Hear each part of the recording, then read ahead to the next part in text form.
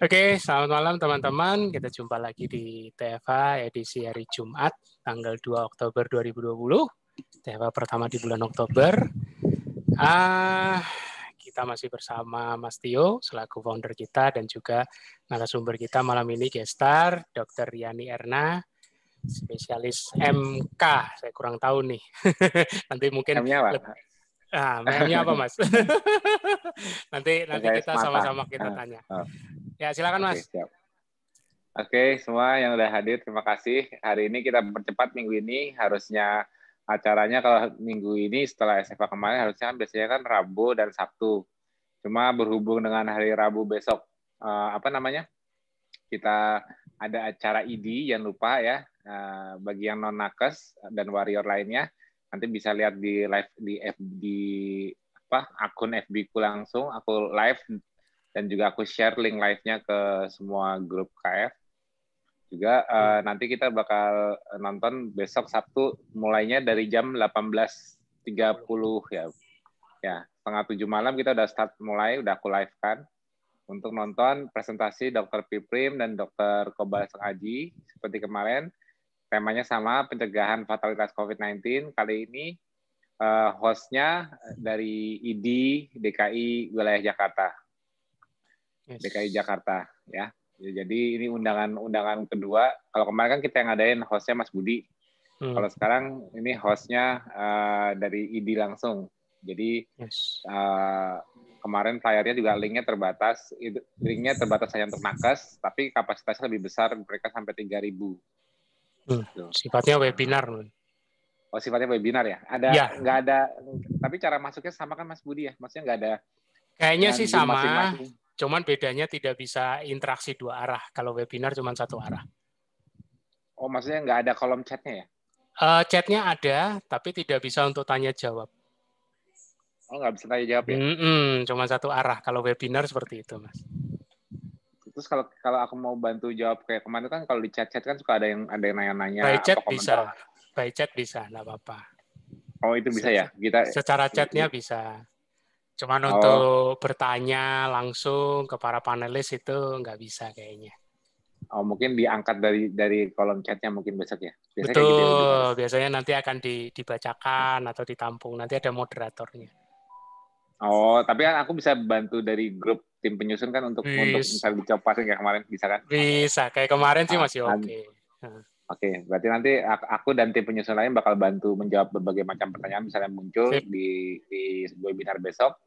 Lewat aku sendiri kebetulan ikut masuk anak elektro diizinkan masuk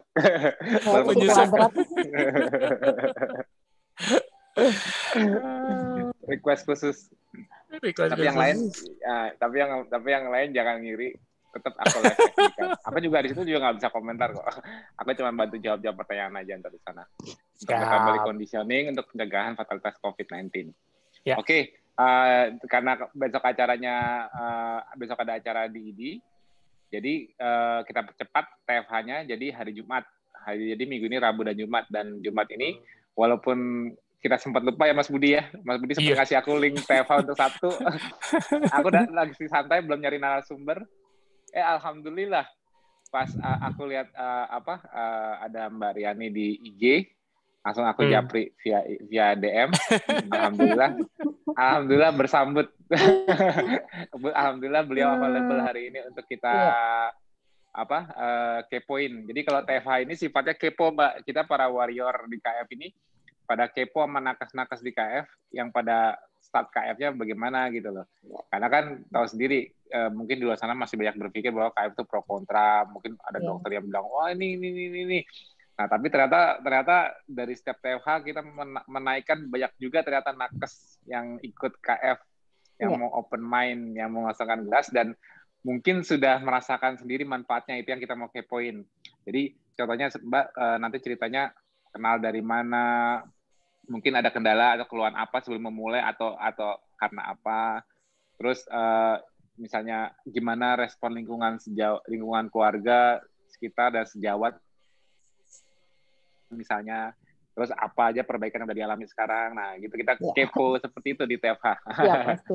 Oke, kita langsung lanjut ke Mbak Riani. Mbak Riani, silakan mau cerita. Ya.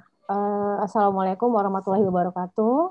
Selamat malam rekan-rekan warrior sekalian. Sebenarnya saya ucapkan selamat ulang tahun dulu ya buat Mas Alif ya. Oh iya, kalau nggak ada Mas Alif mungkin kita nggak bakal bisa ketemu begini dan subhanallah banget gitu ya. Inspirasinya itu sampai sekarang gitu. Juga kepada Mas Tio, walaupun kita nggak pernah ketemu ya, saya hanya mengenal lewat. Domisili di mana? Di Palembang saya. Oh, kita udah pernah ke Palembang belum, Mas Budi? Palembang belum. Belum ya, belum pernah ada belum, kita Palembang belum ya. Pekanbaru, Padang. Insya Allah habis pandemi, kalau Palembang berkembang, aku insya Allah datang kali. Ya, saya boleh share screen nggak, Mas? Silakan. Boleh banget. Nah, silakan. Ya, tunggu.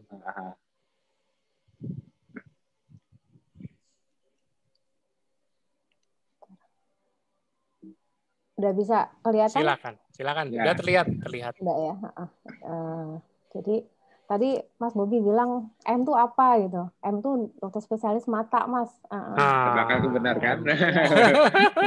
Jadi mata itu kalau selesai pendidikan dari dokter umum ngambil sekolah lagi spesialis mata, kemudian ngambil lagi sub lagi gitu. Jadi pakai K, istilahnya itu konsultan. K itu konsultan. Oh, berarti kalau Mas Piprim itu SPA, K itu berarti spesialis anak konsultan. Oh ya, kayak gitu. Jadi berbagai macam bidang lagi dari mata itu sendiri-sendiri. Kebenaran saya di bidang bedah plastik mata dan onkologi tumor ya. Jadi onkologi tumor mata. Iya, sering ketemu sama pasien retinoblastoma dong. Iya, itu seru nanti bisa keceritain nanti. Oke, terus. Iya, menginspirasi saya waktu ngambil sekolah lagi PPDS gitu. Awalnya kan dokter umum, terus ketika sampai begitu ketemu pasien retinoblastoma tuh rasanya itu gimana gitu sampai dari awal. Kebanyakan anak-anak lagi. Ya, sangat awareness banget ngeliat seperti itu ya. Ya, mungkin saya sedikit berbagi pengalaman saja. Ya. Ini saya alumni FK Unsri, jadi hidup saya dari awal sampai sekarang tuh full di Palembang. Jadi sekolah sampai nikah sampai kerja semua di sini gitu. Kemudian sampai selesai saya PPDS di pengambil mata tahun 2010 selesai. Kemudian saya diterima sebagai dosen di FK Unsri tahun 2010 sampai sekarang. Kemudian saya juga lanjut lagi mulai tahun 2018 saya ngambil S3 di FK4 jurusan biologi molekuler. Yang lahir di Palembang. 6 November 1975 sudah menikah tahun 2000 dan anak sudah 4 orang. Pada awal-awal saya tidak terlalu aware banget tuh dengan healthy gitu, artinya benar-benar rutin kerja gitu artinya seperti itu. Kemudian saya sudah tahu awal KF itu dari tahun 2017 lihat di FB gitu kan, Mas udah tahu sih sebenarnya. Terus dokter Piprim pernah juga kan lihat perform beliau itu yang awalnya yang 90 kilo yang nggak salah dulu ya, sempat saya lihat profilnya terus sampai slim begitu, ini hebat juga nih gimana gitu. Tapi karena saya tidak ada sama sekali pikiran waktu itu, saya juga berat saya masih nggak terlalu di atas yang obes banget gitu, tapi hanya memang naik sedikit tuh turun lagi gitu. Kemudian pernah juga pakai diet lain, pakai Herbalife, turun sempat 5 kilo tapi masih mengkarbo gitu kan. Jadi dari tahun 2017 sudah tahu KF tapi tidak pernah berniat untuk memulai gitu. Tapi awal-awal 2020 pada awal COVID saya mulai merasa tuh saya tuh harus ada imun responnya udah mulai berubah nih, karena usia udah hampir mendekati 45 gitu ya. Jadi usia sedemikian membuat kita harus, kalau dengan begini yang imun respon jelek, kemudian saya juga belajar biologi molekuler, kalau memang sitokain inflamasi, itu semua ketemu banget gitu. Pada awal saya ngambil S3 dengan usulan penelitian saya gitu, dengan yang Mas Tio awal ceritakan sebelum, itu banget tuh. Sebelum Kayaknya pandemi. tuh, iya gitu loh. Kok ini kok linknya kok nyambung gitu loh. Ada makrofag. Kemudian tuh saya baca lagi kan. Jadi usulan penelitian saya itu dengan kondisi yang menurunkan autopagi itu sama persis gitu dengan apa yang saya baca di buku-buku yang saya pelajari dari jurnal gitu. Kemudian hikmahnya apa gitu dari awal, hikmah dari yang bisa saya ambil bahwa dari awal mulai Maret 2020 itu karena saya S3 itu terus terang kondisi di luar kota, kemudian saya pulang pergi PP, kadang-kadang saya cuma 3 hari terus saya balik lagi, kondisi tidurnya yang sangat kurang, kemudian stres yang lumayan tinggi, dikejar-kejar dengan waktu, pokoknya problemnya tuh kerasa sekali gitu. Itu membuat kayaknya tuh puncaknya gitu awal itu. Nah, yang setelah itu ini tahun 2017 saya masih beratnya ya masih begini-beginilah gitu ya. Artinya 68 gitu, 65, tidak terlalu. Kemudian tekanan tinggi darah. berapa, Mbak? Ini 158. Oh iya, itu overweight. Ya, ini udah mulai agak overseas sebenarnya. Udah mulai agak chubby. Terus 2018 ini sama anak saya. Kemudian ini juga kalau ini Mei sampai akhirnya ya puncaknya waktu saya ujian proposal. Ini melatar belakangi saya mulai menggali secara jurnal, kemudian literatur autopagi, mitokondria sebagai imun respon yang penting sekali itu pada saat awal. Kemudian judul penelitian saya itu tentang wound healing, penyembuhan luka pada kasus dengan diabetik gitu. Jadi glukosa itu yang memang sebagai penyebab utama itu benar-benar deh menjadikan bahwa kita berpikir wah ini benar nih, kalau saya nggak berubah mindset, berubah pola, ya saya akan semakin getting obese gitu loh, merasa berat banget gitu kondisinya. Ini awal Februari, kemudian karena kondisi pulang kembali ke Palembang, wah banyak waktu luang nih gitu. Saya baca lagi tuh, baca di protokol ini waktu Agustus 2019, ini sekarang Agustus 2020 ya. Banyak banget tuh perubahannya. Nah, ini lockdown itu membawa tidak keluar kota, saya stay at home, baca protokol di FB, dan tidak ada yang meng-coaching gitu. Saya benar-benar belajar sendiri. Tidak ada yang cuman merasakan bahwa ini gimana sih gitu. Coba beli semua amunisi di Topet, kemudian 2 minggu bisa merasakan bahwa wah ini yang dibilang keto flu gitu. Saya sampai berbaring, kemudian begitu sedang mengalami menstruasi dalam kondisi yang karena mungkin kalau dulunya saya nggak tahu itu kenapa gitu. Kalau sekarang ini karena saya kurang dehidrasi, karena saya kurang ya itu kerasa banget gitu. Jadi kemudian intake-nya kurang. Kemudian saya tanya sempat dokter Azharul, kemudian menstruasi yang lebih dari 2 minggu sampai boleh dibilang darah haidnya itu bergumpal dan sampai ke paman, itu kerasa banget gitu. Sampai saya tanya, apa saya perlu stop? Dok, nggak usah katanya. Jadi awal-awal itu benar-benar merasakan bahwa dibersihin. Ya, yang semuanya itu kulkasnya tuh pada semua digali, semua pada betul, semua. Memang betul. Iya, iya. Jadi secara sistemik saya tidak ada metabolic syndrome dari awal, tidak ada keluhan, tensi saya masih normal, gula darah juga paling 120 itu pada waktu sebelum KF kan. Nah, pada awal-awal KF 2 minggu pertama itu saya cek 65. Amazing banget kan gitu.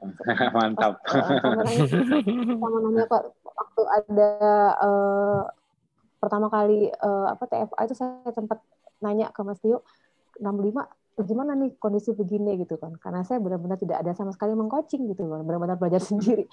Nah dari situ saya merasakan sendiri perubahan yang sangat drastis sekali gitu, badan terasa enteng, kemudian mulai merasa pagi-pagi itu kalau nggak gerak udah mulai deh sih kayak bola bekel gitu, bisa melompat-lompat gitu kan, kerasa sekali mulai. Nah masuk ke dengan mengikuti masuk dengar UTFA, kemudian ikut SFA, kemudian gabung di Telenakes, baca.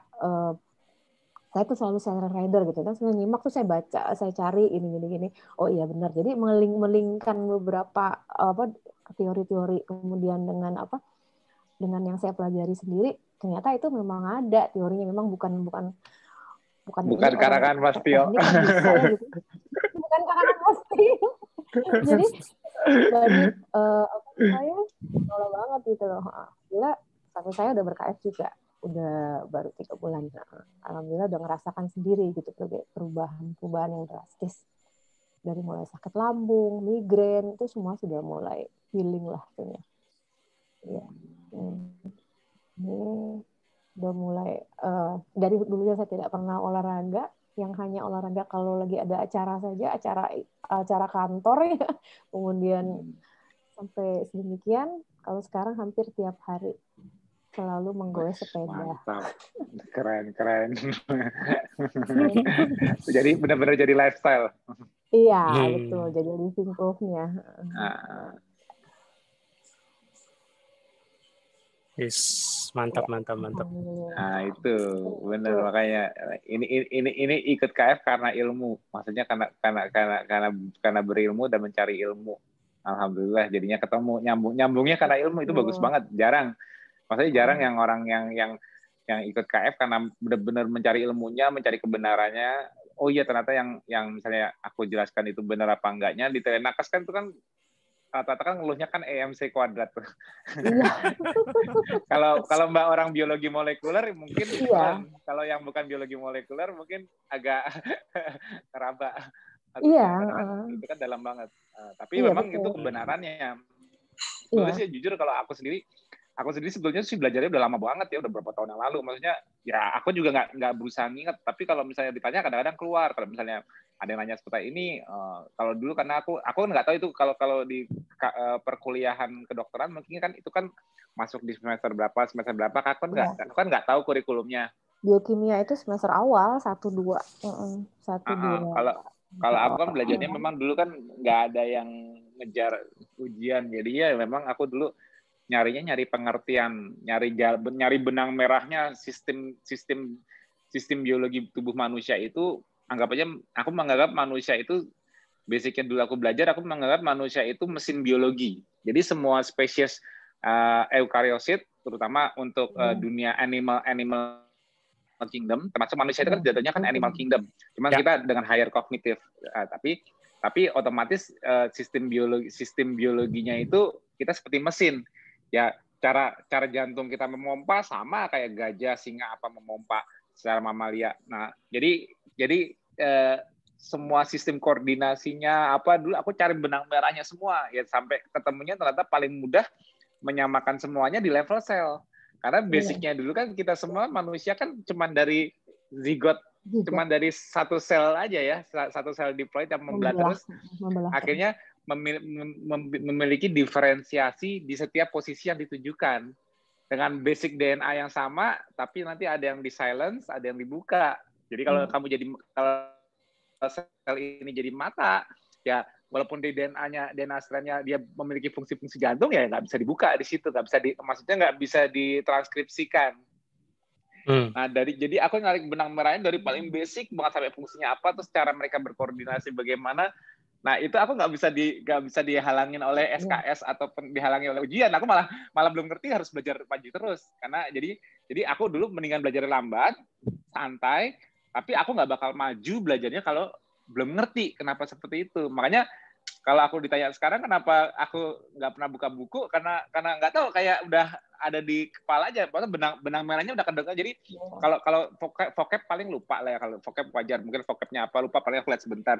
Tapi basicnya itu aku dulu bisa ngerti karena aku pelan-pelan narik benang merahnya sampai ngerti dulu dari level sel sampai dia fungsi dari mulai basic informasi dan cara membuat informasi ini menjadi suatu produk, fungsi enzimatiknya untuk membuat pathway-nya berjalan, sampai cellular signaling, sampai interaksi antara membran sel dengan intraselular, sampai interaksi parakin antar sel misalnya bagaimana gitu, aku harus dapat benang merah semua dulu. Karena kan ini semua sistem berkoordinasi. Nah itu dulu aku belajarnya kayak gitu rumitnya. Luar biasa, Mas Tio. Kayaknya memang nggak kebayang ya, maksudnya Mas Tio belajar otodidak seperti itu, terus menggalinya, maksudnya memastikan ini sampai sedetail itu ya. Karena kan aku anak teknik, aku anak teknik. Jadi kalau anak teknik itu harus ada teknikalnya gitu. Maksudnya kalau anak teknik itu kan misalnya kita bikin sistem kontrolnya di mana gitu loh. Jadi kalau kita ngerti kontrol di dalam sel itu bagaimana, cara kerja bagaimana, itu bahkan menunjukkan yang paling mendekati eksak. Karena jujur semua orang tahu biologi itu nggak eksak. Kita aja masih ngeraba biologi. Tapi kalau kita mau mendekati eksaknya itu, ya kita harus belajar sampai level jalurnya kontrol. Kontrolnya dari mana? Dari bagaimana sebuah informasi master. DNA itu kan master dari kehidupan. Segala bentuk kehidupan kan masternya DNA. Itu kan cuman kayak buku informasi. Tapi dia punya sistem produksi engineering supaya ini bisa menjadi informasi ini bisa menjadi suatu fungsi. Itu kan kontrol yang luar biasa. Sistem biologinya ini kan kalau kita mengerti sistem kontrolnya ini bisa menjadi dari mulai informasi menjadi fungsi, itu kan eksaknya di situ. Nah, jadi kita kalau terjadi suatu patologi apa-apa, kita tinggal nganalisa di level selnya. Misalnya gini, problemnya di jantung. Jantung itu kan kumpulan sel, organ. Nah, sebetulnya berarti kan kalau dibilang orang sakit jantung itu sebetulnya kan levelnya kan di level selnya. Dan hubungannya bakal nggak jauh dari kalau gini, kalau aku itu cara belajar gini. Kalau mobil, mau merek apapun itu, anggap aja jantung itu merek Hyundai, anggap aja liver itu merek apa namanya Honda. Tapi basicnya semuanya kan pasti cara kerjanya sama. Cara dia untuk Honda dan Hyundai bisa bergerak itu kan butuh energi. Jadi kalau sampai ada Hondanya bermasalah, mogok-mogok, atau Hyundai-nya ngadat-ngadat, artinya kalau dalam kita lihatnya itu menjadi suatu penyakit, penurunan fungsi dari suatu organ, di level selnya itu berhubungan banget sama cara dia melakukan fungsinya. Entah itu yang pasti yang utama untuk melakukan fungsi butuh energi. Makanya kalau kita runut banget masalah berbagai penyakit zaman sekarang ini, kalau ditarik semuanya larinya ke energi. Ke energi dulu. Ya, energi inflamasi dulu. Inflamasi kan penyebab degeneratifnya terjadi kan. Tapi gagal, yang membuat dia gagal kan karena energinya tidak lagi bisa bagus untuk membuat dia melakukan fungsinya. Entah karena dia inflamasi yang membuat dia kemampuan membuat energinya turun atau sebaliknya. Tapi intinya kita harus restore kemampuan dia melakukan fungsi. Jadi gini, kalau seseorang sakit A ini menurunkan fungsi di organ A tersebut, bagaimana kita restore fungsi si A ini, organ tersebut? Restore fungsinya itu basicnya itu secara teknikalnya itu harus dari bioenergetiknya. Kalau bioenergetiknya membaik, walaupun untuk memperbaiki bioenergetiknya itu kita mesti melakukan autofagi dulu, mesti bersih-bersih dulu, itu jalurnya nanti. Tapi yang penting sel itu membaik kalau bioenergetiknya kembali membaik. Karena dalam teori sel aging, dalam sel aging, kenapa semua living being itu bisa mati akhirnya? Karena penurunan kemampuan bioenergetik selesai. Jadi ya kita memang nggak bisa ngelawan hukum alam itu, tapi kita kan gimana memanage supaya kemampuan bioenergetik ini untuk melakukan fungsi ini bisa awet lebih lama. Nah, kuncinya mengawetkannya gimana? Nah, itu loh, mengawetkannya supaya kalau ini awet bisa tetap melakukan fungsinya sel tersebut. Otomatis secara as a whole-nya organ tersebut fungsinya bisa bertahan lama. Nah, itu kan garis benang merahnya kan longevity. Nah, jadi kalau kita mau meningkatkan longevity dari suatu spesies atau lifespan dari suatu spesies di luar takdir ya, takdir nggak bisa dihindari, mau sesehat apapun kalau takdir mah nggak bisa dihindari. Tapi dari sistem biologinya yang harus dioptimalkan untuk meningkatkan lifespan dan longevity apa? Bioenergetik, selesai. Itu caraku sebagai anak teknik melihat sistem biologi di tubuh manusia. Itu yang aku dalamin dan aku dapat benang merahnya sehingga ada universal, ada yang bisa dilakukan secara universal walaupun mata punya spesialis tertentu. Mata kalau treatment kayak gini-gini kan semua orang kan semua spesialis kan pasti punya treatment sendiri-sendiri, spesialis dia di problem yang dihadapi dia lebih spesialis itu. Tapi kalau aku ciptakan KF kan sebagai adjuvan. Ya. Tapi adjuvan yang bisa hit to the root, jadi kenanya langsung ke akarnya. Jadi yang dilakukan kelihatannya simple, tapi ini memperbaiki bioenergetic system as a whole. Keseluruhan. Dan nggak milih loh ya. Oh, dengan KF jantungnya pasti baik. Enggak. Kalau yang ada masalah juga ikut baik juga. Kan kita treatmentnya as a whole. Maksudnya walaupun yang protokol di KF itu maupun ya protokol KF maupun 5 pilar itu kan mengkondisikan supaya kita bisa maintain kemampuan bioenergetic level sel kita memperbaiki kembali. Otomatis berbagai fungsi sel diperbaiki. Nah, pada saat berbagai fungsi sel diperbaiki, ya makanya yang penyebab ketidakefisienan dari mesin biologi ini dikeluarin dulu. Karena dikondisikan untuk efisien. Nah, itu jadi gini. Jadi kenapa dulu aku nggak mau rumit sampai misalnya kayak spesialis jantung, dalamin jantung, spesialis apa, jadi sesuai dengan spesialisnya. Kalau aku konsep berpikirku penyakit nggak mungkin kecuali infeksi ya. Biasanya targetingnya itu karena problem sistemik. Jadi kalau dia akumulasinya di suatu organ tertentu yang akhirnya menjadi ada penurunan fungsi dan menjadi patologi suatu penyakit, perbaikannya nggak bisa kita direct di situ. Kalau dari sisi teknikalku harus as a whole karena semua saling berhubungan. Nah, makanya untuk menyamakan daripada bingung lihat organnya, lihat selnya. Kenapa? Jantung, liver, ginjal semua organ yang berbeda. Tapi di level sel, dilihat secara morfologinya itu sama, punya inti sel, punya endoplasmic reticulum, punya Golgi, organel-organelnya sama, punya mitokondria terutama. Nah, kalau kita bisa melihat dari level sel seperti ini, kita punya hitting cara nembak yang paling jitu apa? Bioenergetik.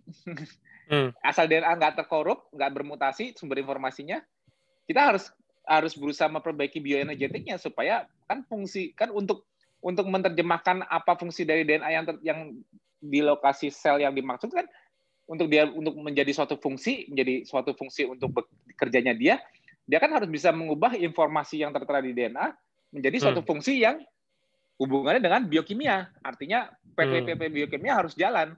Nah, supaya PP biokimia ini bisa berjalan sebagai fungsi, kunci kontrolnya DNA itu ialah memberikan katalis-katalisnya. Jadi kalau katalis itu diekspresikan, arti katalis itu enzim ya, diekspresikan, maka pathway ini terjadi. Karena tanpa katalis ini, pathway ini tidak akan terjadi. Nah, jadi fungsi ekspresi transkripsi dari informasi DNA itu tujuannya untuk mentranskripsikan jalur ini sampai menjadi suatu fungsi tertentu. Itu basic cara berpikir dulu, benang merah kita harus dapat. Kalau itu udah dapat, nah supportingnya apa? Bioenergetiknya, cara menghasilkan ATP-nya, cara menjaga redox ATP per ADP-nya, nggak cuma ATP plus, harus dijaga redoxnya juga, cara maintenance-nya, antioksidan sistemnya, macam-macam. Jadi akhirnya berbagai macam organ ketemu samanya di level sel. Makanya pasti kalau yang aku jelaskan gini, kalau orang biologi molekuler yang udah belajar gitu pasti udah lebih dapat nyambung. karena itu cara kita melihat universal truth dari sistem biologi. Jadi kalau kita mau lihat universal truth dari sistem biologi, kita harus lari ke level terkecil. Nggak bisa ke level seluruh organismalnya dilihat sebagai suatu problemnya, bukan. Tapi kita tarik ke level terkecilnya yang merupakan kesamaan yang bisa memiliki kesamaan intervensi. Makanya kalau dilihat protokol KF sama terus untuk semua penyakit, kenapa? Karena intervensinya kan level sel, memperbaiki bioenergetic system. Nah itu. Nah, jadi dulu aku belajar itu sampai tahu itu semua. Karena aku akhirnya ketemu benang merahnya dari kalau kita lihat di buku ngikutin kurikulum kan belum tentu ketemu cara berpikir kayak aku gini. Kapan ketemunya? Karena masih terlalu banyak teori apa-apa. Tapi karena aku nggak ada yang ngajarin dan aku otodidak, ya aku cari benang merah benar-benar ngeraba. Kenapa manusia bisa hidup? Kenapa sistem sel tubuh? Semua banyak pertanyaan dulu di kepalaku yang aku belajarnya tuh harus sampai ngerti sebelum aku pindah. Kalau aku nggak ngerti, ngapain aku belajar terlalu advance sampai ngerti ini, tapi ternyata benang merahnya nggak dapet. Kalau aku kan walaupun dari basic banget, walaupun aku nggak ada yang ngajarin, tapi aku benang merahnya aku sambungin semua. sampai tahu fungsi-fungsinya. Makanya aku kalau seluar signalnya apa-apa, kenapa aku kayak di luar kepala ya? Karena udah tahu benang merahnya semua. jadi begitu. Oh, karena kalau inflamasi efeknya seperti ini. Oh, inflamasi ke otot efeknya beda. Inflamasi ke sel lemak efek gimana? Kenapa inflamasi itu muncul? Semuanya jadi kayak kebayang semua sama aku karena sistem karena aku orang teknik, aku harus mencari kontrolnya di mana nih. Kalau kita orang menciptakan mobil, yang menciptakan orang lain. Tapi kalau aku mau belajar mengerti mobil ini, kan aku harus tahu cara pengontrolnya gimana, sistem kontrolnya ini gimana nih mobil nih. Walaupun bukan ciptaanku ya, kalau tubuh manusia kan semua organisme biologi kan ciptaan Allah. Nah, anggap aja Allah itu the mighty engineer paling terhebat. Nah, kita engineer apaan sih? Tapi kan boleh dong kita belajar sistem ciptaan Allah. Pasti ada kontrolnya dong. Nggak tiba-tiba ujuk-ujuk muncul enzim ini, ujuk-ujuk muncul pathway ini. Kan nggak bisa, walaupun ada patologi penyakit, tapi kan pasti ada jalurnya bisa dicari eksaknya di mana. Jadi kita tahu intervensinya. Jadi karena sebagai anak teknik aku ngejar nalarnya, ngejar rasionalisasinya dulu, ngejar kontrolnya di mana. Nah, jadi aku cara melihat sistem biologi itu secara engineering. Kenapa aku sangat sih? Karena aku ngeliat engineeringnya tubuh gimana nih. Aku cari itunya dulu, baru itu. Jadi aku nggak mau terikat oleh satu patologi aja. Jadi engineering sistemnya. Iya. Itu awalnya dulu, Mbak. Aku jadi aku cerita ya. Kalau kita justru awal-awal yang kayak tadi kata Mas Tio, tuh gimana cara belajar pathway glukosa, glukogenesis itu gimana? Itu di biokimia itu dibagi kan biokimia 1, biokimia 2 gitu. Selesai. Itu cuma dipakai begitu gitu, udah ujian hafal pathway ini nanti siklusnya gini. Selesai. Itu selesai gitu. Kayak kata Mas Bobi. Nanti begitu ketemu pasien ya nggak bakalan diinget lagi itu gimana pathway-nya ini. Patonya obatnya ini ya, kasih ini ya. Oh iya, kayak kata Mas Dokter Oyi juga gitu, Mas Oyi. Oyi juga begitu, langsung ngejar ke cara ngobatinnya. Jadi gini. Iya. Kalau di mata kuliah ya ini tebakanku ya, koreksi kalau salah. Karena aku nggak pernah kuliah kedokteran. Kalau aku lihat dari cerita Mas Doli loh ya, dari Mas Doli Bantoro cerita, itu akhirnya jatuh ke sistem kuliah kedokteran, akhirnya jatuh ke sistem di mana kita melakukan apa yang ditemukan orang-orang lain. Artinya gini, orang Barat udah menemukan kalau penyakit ini obatnya harus ini. Nah, akhirnya kita ngejar ke arah duplikasi cara SOP mereka. Padahal mereka sebelum melakukan ini, mereka kan belajar why-nya dulu dong, fisiologi gimana dong. Nah, itu kenapa aku orangnya nggak silau sama orang Barat. Aku paling nggak silau. Aku mau orang penulis jurnal sekalipun, kalau jurnalnya ada flow-nya, aku salahin. Aku tanya sama Mas Piprim, kayak di Telemakan, kita kan sering bantai jurnal. Kenapa takut sama saintis luar yang bergelar-gelar? Cara berpikirnya kalau belum ketemu benang merahnya bisa aja salah. Bisa aja suatu jurnal salah. Nah, itu makanya kuncinya aku nggak mau ngikutin SOP mereka, nggak mau ngikutin protokol mereka. Kenapa? Karena aku cari benang merah dulu, aku tahu dulu, ngerti. Nah, begitu aku ngerti, kadang jurnal yang tepat mendukung, mengangkat kayak aku kemarin tuh yang kita ngomongin. Tenang aja, bentar lagi jurnal-jurnal yang mendukung metabolic conditioning bakal keluar. Bener kan? Bulan September ini walaupun semua orang nggak ada yang, dari awal pandemi nggak ada yang memikirkan metabolic conditioning, semua larinya ke arah antiviral apa dan sebagainya. Ternyata sekarang baru kebuka rahasianya. Kita dari kapan? Dari awal Maret. Iya, makanya itu dia. Karena kita nggak bisa nunggu. Karena kalau kita ngerti rasionalisasinya, kita ngerti benang merahnya inflamasi atau hyperinflamasi akibat itu jelas semua. Maksudnya benar-benar jelas semua, dari sistem biologi molekuler jelas semua. Kita interferensinya satu titik tapi kena semua gitu loh. Iya, betul. Jadi itu benar-benar nyambung banget kayak kejadian diabetik dengan kondisi sekarang gitu kan. Sebagai hostnya dengan gula yang tinggi, wah itu benar-benar ini waktu saya sampai beli buku tak kirimin Mbak Bibi itu baca, loh ini semua kayak udah ada nih sebelum orang mikir mau pakai remdesivir semua, antiviral semua, Kenapa kita nggak dengan fasting, kemudian dengan apa, dengan itu menurunkan low? itu yang sering dibahas Mas Pipim di grup tim user juga ya. Karena kalau fasting nggak bisa dipatenkan. Fasting nggak ada profit, semua orang bisa fasting. Ketosis juga. Nah itu dia. Memang kita sulitnya kan di situ. Cuman akhirnya nanti intervensinya. Makanya kita malah sering ketemu jurnal-jurnal kayak contohnya nih yang terbaru ini aku udah nebak. Tujuan kita fasting itu kan sebenarnya kalau dari titik cellular signaling, kenapa kita mau fight inflamasi? Contohnya titik yang kita kejar ialah dengan fasting kita akan mTOR, benar nggak? Benar. Kalau nggak percaya ya, bentar lagi bakal banyak jurnal untuk obat yang menghentikan, yang bisa inhibit mTOR sehingga bisa dipakai untuk COVID. Contohnya, tapi obat ya. Cari titik inhibisi di mTOR sebagai nutrient sensing. mTOR itu kan nutrient sensing. Kita kan kalau fasting kan AMPK yang dominan.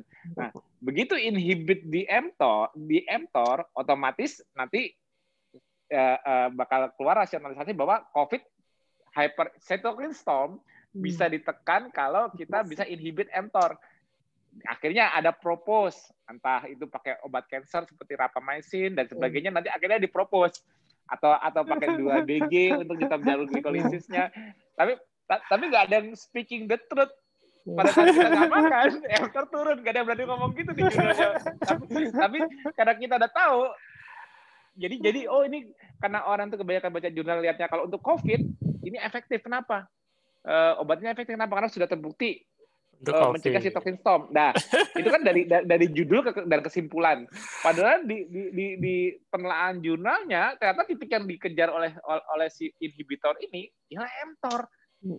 Atau misalnya atau jalur antara. Jadi gini, kalau mau menghentikan COVID, pasti jalur-jalur yang dicari secara farmakologi kan udah ketahuan. Antara itu jalur-jalur di glikolitik yang diinhibit, antara itu jalur nutrient sensing pathway seperti mTOR yang diinhibit, atau jalur endosomal. Maksudnya endosom yang pertama kan dia bagian dari autofagi, tapi begitu masuk endosom itu kan ada asidifikasi. Itu contohnya pakai kloroquine diinhibit supaya nggak bisa keluar, tapi kan sebenarnya bukan itu jawabannya. Terus atau jalur penghambatan sistem sintesis protein dari ribosom atau RNA polimerase yang diinterferensi. Pasti antara itu, dan ini semua kepotong semua sama fasting, tapi titik-titik yang mereka temukan ini dia cari inhibitornya atau aktivatornya untuk antagonisnya. Lihat aja deh. Makanya aku ngeliat berbagai jurnal COVID itu kalau ditarik semua ketemu di fasting. Makanya karena mereka kan melihatnya di level sel, untuk menciptakan obat kan mereka di level sel. Nah, kita sebagai audiensnya tinggal diajarin, nih kalau sakit ini COVID, nih obatnya. Nah, mungkin bener nggak Mbak? Pertanyaanku, bener nggak Mbak? Kalau di kuliah kedokteran akhirnya yang dikejar itu ialah SOP mereka. Jadi, udahlah pokoknya kalau udah sakit ini, tinggal kasih obat ini. Jadi ada ini ya. Kalau di kita itu ada buku dewanya gitu loh, kayak misalnya Harrison kalau penyakit dalam, itu jadi guidance-nya, petunjuk gitu. Iya, ada kitab sucinya, Mas. Kalau pantesan kolesterol susah banget dibenerin. Jangan-jangan kolesterol ada di buku panduan, pantesan kolesterol jadi standar seluruh dunia. Jangan-jangan karena kita berusaha ngerombak si kitab suci lagi. Kita berarti jangan-jangan karena itu.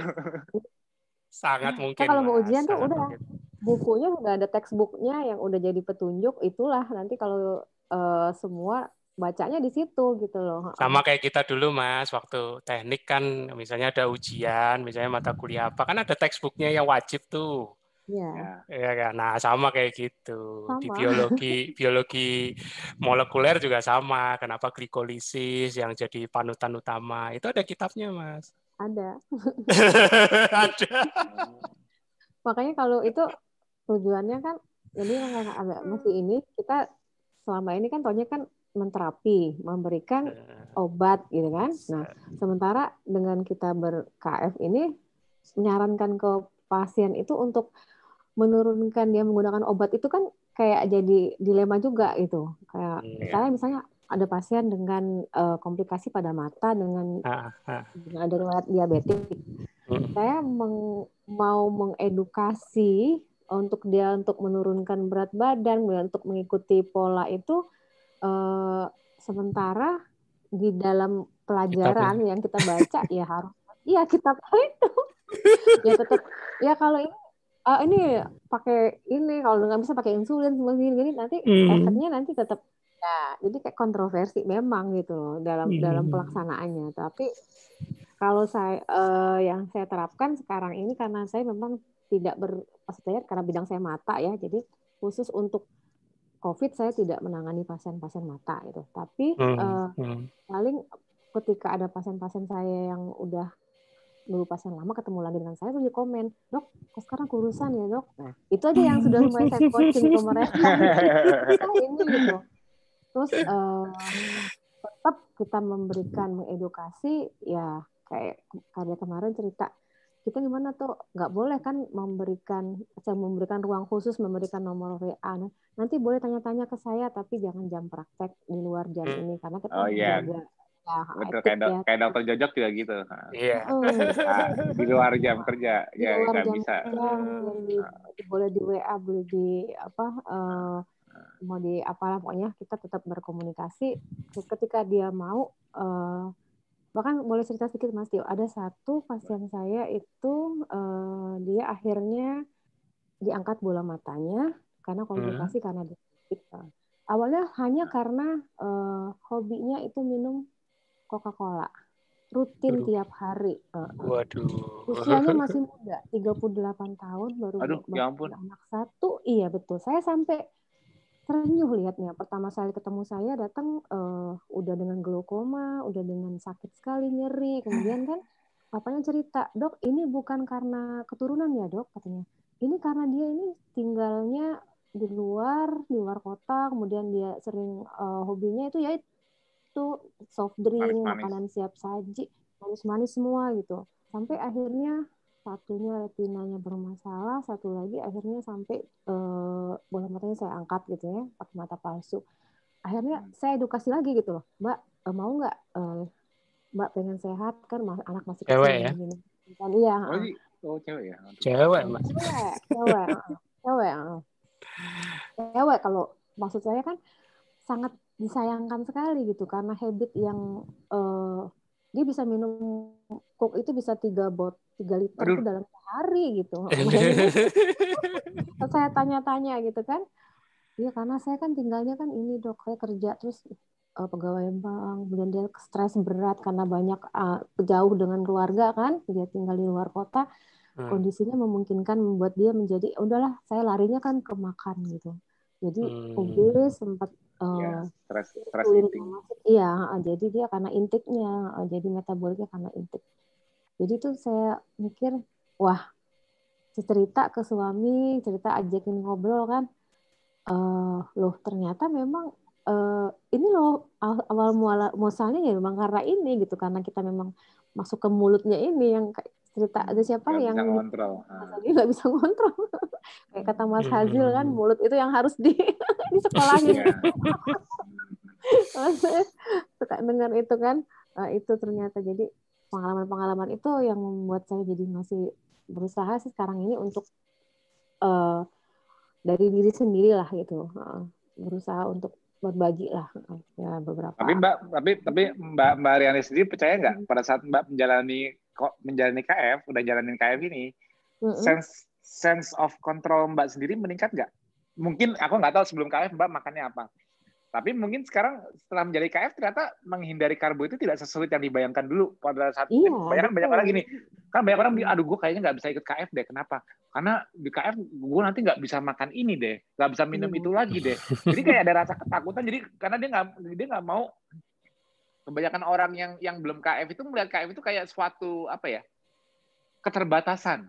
Kayaknya tidak menikmati hidup awalnya gitu. Jadi kayak dia nggak mau terkontrol seperti itu, dan dia menurut dia juga nggak bakal mampu mengontrol mulut dia untuk bisa stop. Kayaknya gue aja sekarang aja makan gorengan aja susah berhenti, gue aja sekarang kalau nyemil aja susah stop, gimana gue bisa KF kayak wario kayak gitu ya? Kok mereka kayaknya konsisten banget ya, konsisten makannya cuma jam 12 ke atas, konsisten bener-bener milih-milih makannya nggak makan karbo. Kok nggak lapar lagi? Mereka punya dedikasi, ya. Mereka kok punya dedikasi, punya motivasi sekuat itu ya. kalau gue sih kayaknya nggak sanggup. Bagi lay person, maksudnya bagi common people mungkin ngeliat kita seperti itu, kayaknya kita sulit melakukannya. Tapi enggak loh. Pada saat kita benar-benar sudah mencoba menjalaninya, kayak Mbak, sense of control-nya dapat. Kalau dulu mungkinnya kalau dulu orang makan karbo itu kayak nggak mungkin, jadi gampang stressful eating, jadi makan untuk hilangin stres dengan makan. Tapi Mbak buktiin sendiri kan udah jalanin berapa bulan sekarang Mbak? 6 bulan ya ada ya? 6 bulan ya. Nah, selama 6 bulan ini ya nggak usah nunggu 6 bulan. Mungkin 2-3 bulan pertama sense control Mbak udah muncul. Udah kayaknya ada nasi nggak dulu kan mungkin kan dulu kan aduh kayaknya gimana ya lepas nasi seumur hidup udah makan nasi. Tapi begitu cuma jalanin beberapa bulan aja Mbak juga udah dapat sense of control-nya. Jadi KF itu sebetulnya nggak sulit kalau udah dijalanin. Nanti memang perangnya memang hawa nafsu, tapi perangnya dengan hawa nafsu nggak sesulit saat belum KF sama sekali. Kalau dulu mungkin kita kayak budak hawa nafsu, benar nggak? Kalau dulu kayaknya apa aja yang ada di meja, misalnya gini, lagi rapat, ada onde-onde, ada pisang goreng apa-apa, kayaknya geragas aja terus mau tadi udah makan kita nggak mikir lagi. Kayaknya sense of control kita gampang kalah di kondisi kita dulu masih makan karbo. Tapi begitu di KF kita say no-nya itu nggak sesulit dulu loh, nggak sesulit saat fisiologinya bukan ketosis. Jadi somehow fisiologi ketosis itu dengan memberikan energi konstan ke otak, ya kan? Berarti energi kita kan konstan dong ke otak, karena otak udah bisa kena lemak di badan via keton kan, otomatis itu memberikan sense of control. Itu rahasianya yang orang kadang-kadang udah takut duluan kayak nggak sanggup, padahal udah jalanin sanggupnya itu jadi mudah. Kenapa? Karena sense of control-nya dapat karena energi konstan ke otak sebenarnya kita nggak selaper biasanya gitu loh. Jadi kayak nggak se-craving kayak craving berlebihan kita kayak calming down semua gitu loh. Jadi semua impuls excitatory berlebih di tubuh kita kayak di otak kita excitatory pengen ini kayak geragas ini kayak craving ini kayak jadi anteng gitu lah. Mbak ngerasain nggak sense of control gitu? Betul, Mas ya. Jadi ini yang paling susah itu kalau di Palembang itu adalah menghilangkan empek-empek. Dan teman-temannya. Gimana teman sejawat saya gitu kan? Oh, nggak bisa makan pempek lagi dong, nggak bisa makan model, nggak bisa makan tekwan, nggak bisa makan ini. Aku nggak mau katanya. Itu yang, aduh gitu loh. Nggak bisa ngirup cuko kalau bahasa Palembang gitu. Cuko itu ya manis kan pakai gula aren gitu. Tadi katanya gimana? Awalnya saya coba tuh baca kumpulan resep KF, buat sendiri gitu kan ya. Walaupun agak rasanya beda atau gimana, tapi yang nikmatin aja. Tapi udah itu nggak terlalu craving lagi.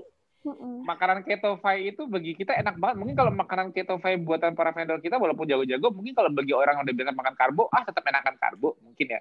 Tapi kalau kita yang udah KF, ketemu makanan yang di keto-fi, kita jadi appreciate banget. Appreciate itu maksudnya udah senang banget. Oh, gue bisa bikin bolu, gue bisa bikin itu kayak dan nah itu walaupun mungkin kalau dimakan sama orang yang biasa makan brownies beneran yang tinggi karbo, mungkin kurang biasa aja, nggak kurang oke. Kurang manis. Ya, mereka nggak dapat appreciate-nya karena mereka belum jalanin real food-nya. Makanya kalau kita udah start dari makan real food dan membuat keto-fi food sebagai anti cheating, wah kita begitu beli makanan anti cheating udah tahu kan nggak mungkin harganya murah dong. Namanya isinya makronya rendah karbo terus tinggi protein dan lemak, nggak mungkin dong harganya murah. Nah, tapi dengan harga segitu dan rasanya mungkin nggak seenak mungkin ya, nggak seenak kalau karbo beneran. Tapi bagi seorang yang udah jalanin KF, ini dia appreciate banget makan anti cheatingnya itu. Dan mereka bener-bener daripada gue cheating, mendingan gue makan ini deh. Nah, misalnya kayak gitu, itu rahasianya kita punya sense of control, kita lebih appreciate makanan, ya kan? Dan akhirnya kita eat to live. Makan hanya untuk hidup, bukan live to eat lagi. Itu. Jadi yang aku mau mengkuak rahasianya kenapa aku ciptakan KF ini. Sebenarnya KF itu suatu pola yang secara unconsciously ya, harus terjadi secara unconsciously ya. Nggak boleh dengan full conscious. Kalau full conscious itu harus seakan-akan kayak dedikasi tinggi. Oh, aku harus bertahan nggak makan sampai jam 12. Aku harus bertahan menghindari karbo. Kalau KF harus dilakukan secara conscious kayak gitu, dengan sadar, aware, dia harus berusaha menahan diri kayak orang diet lainnya. Itu aku jamin nggak bisa everlasting. Jadi aku harus menciptakan protokol yang membuat orang bisa menjalaninya unconsciously.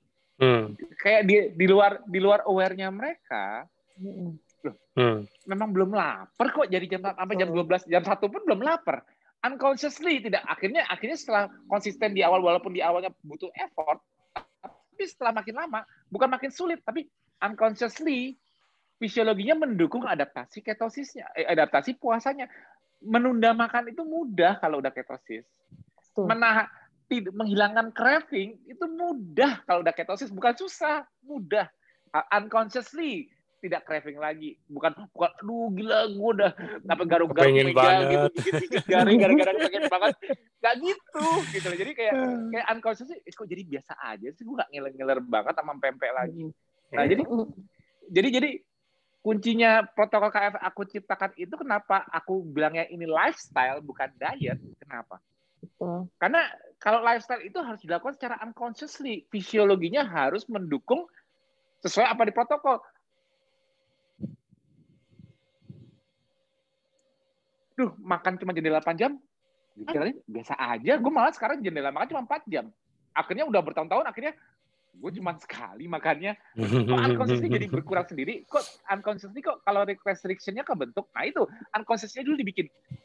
Kayaknya dulu repot deh kalau makan-makan, milih mana karbo, mana enggak. Tapi kalau udah jalanin, ya kalau di sini karbo semua, nggak ada yang bebas karbo, ya udahlah, tar aja makannya. Akhirnya kayak gini, biasa unconsciously nggak dipaksa, nggak, aduh, gue nggak bisa makan dong, jadi kepikiran stres, nggak ada karbo, aduh makanan gue susah. Unconsciously. Dan yang utama lagi apa?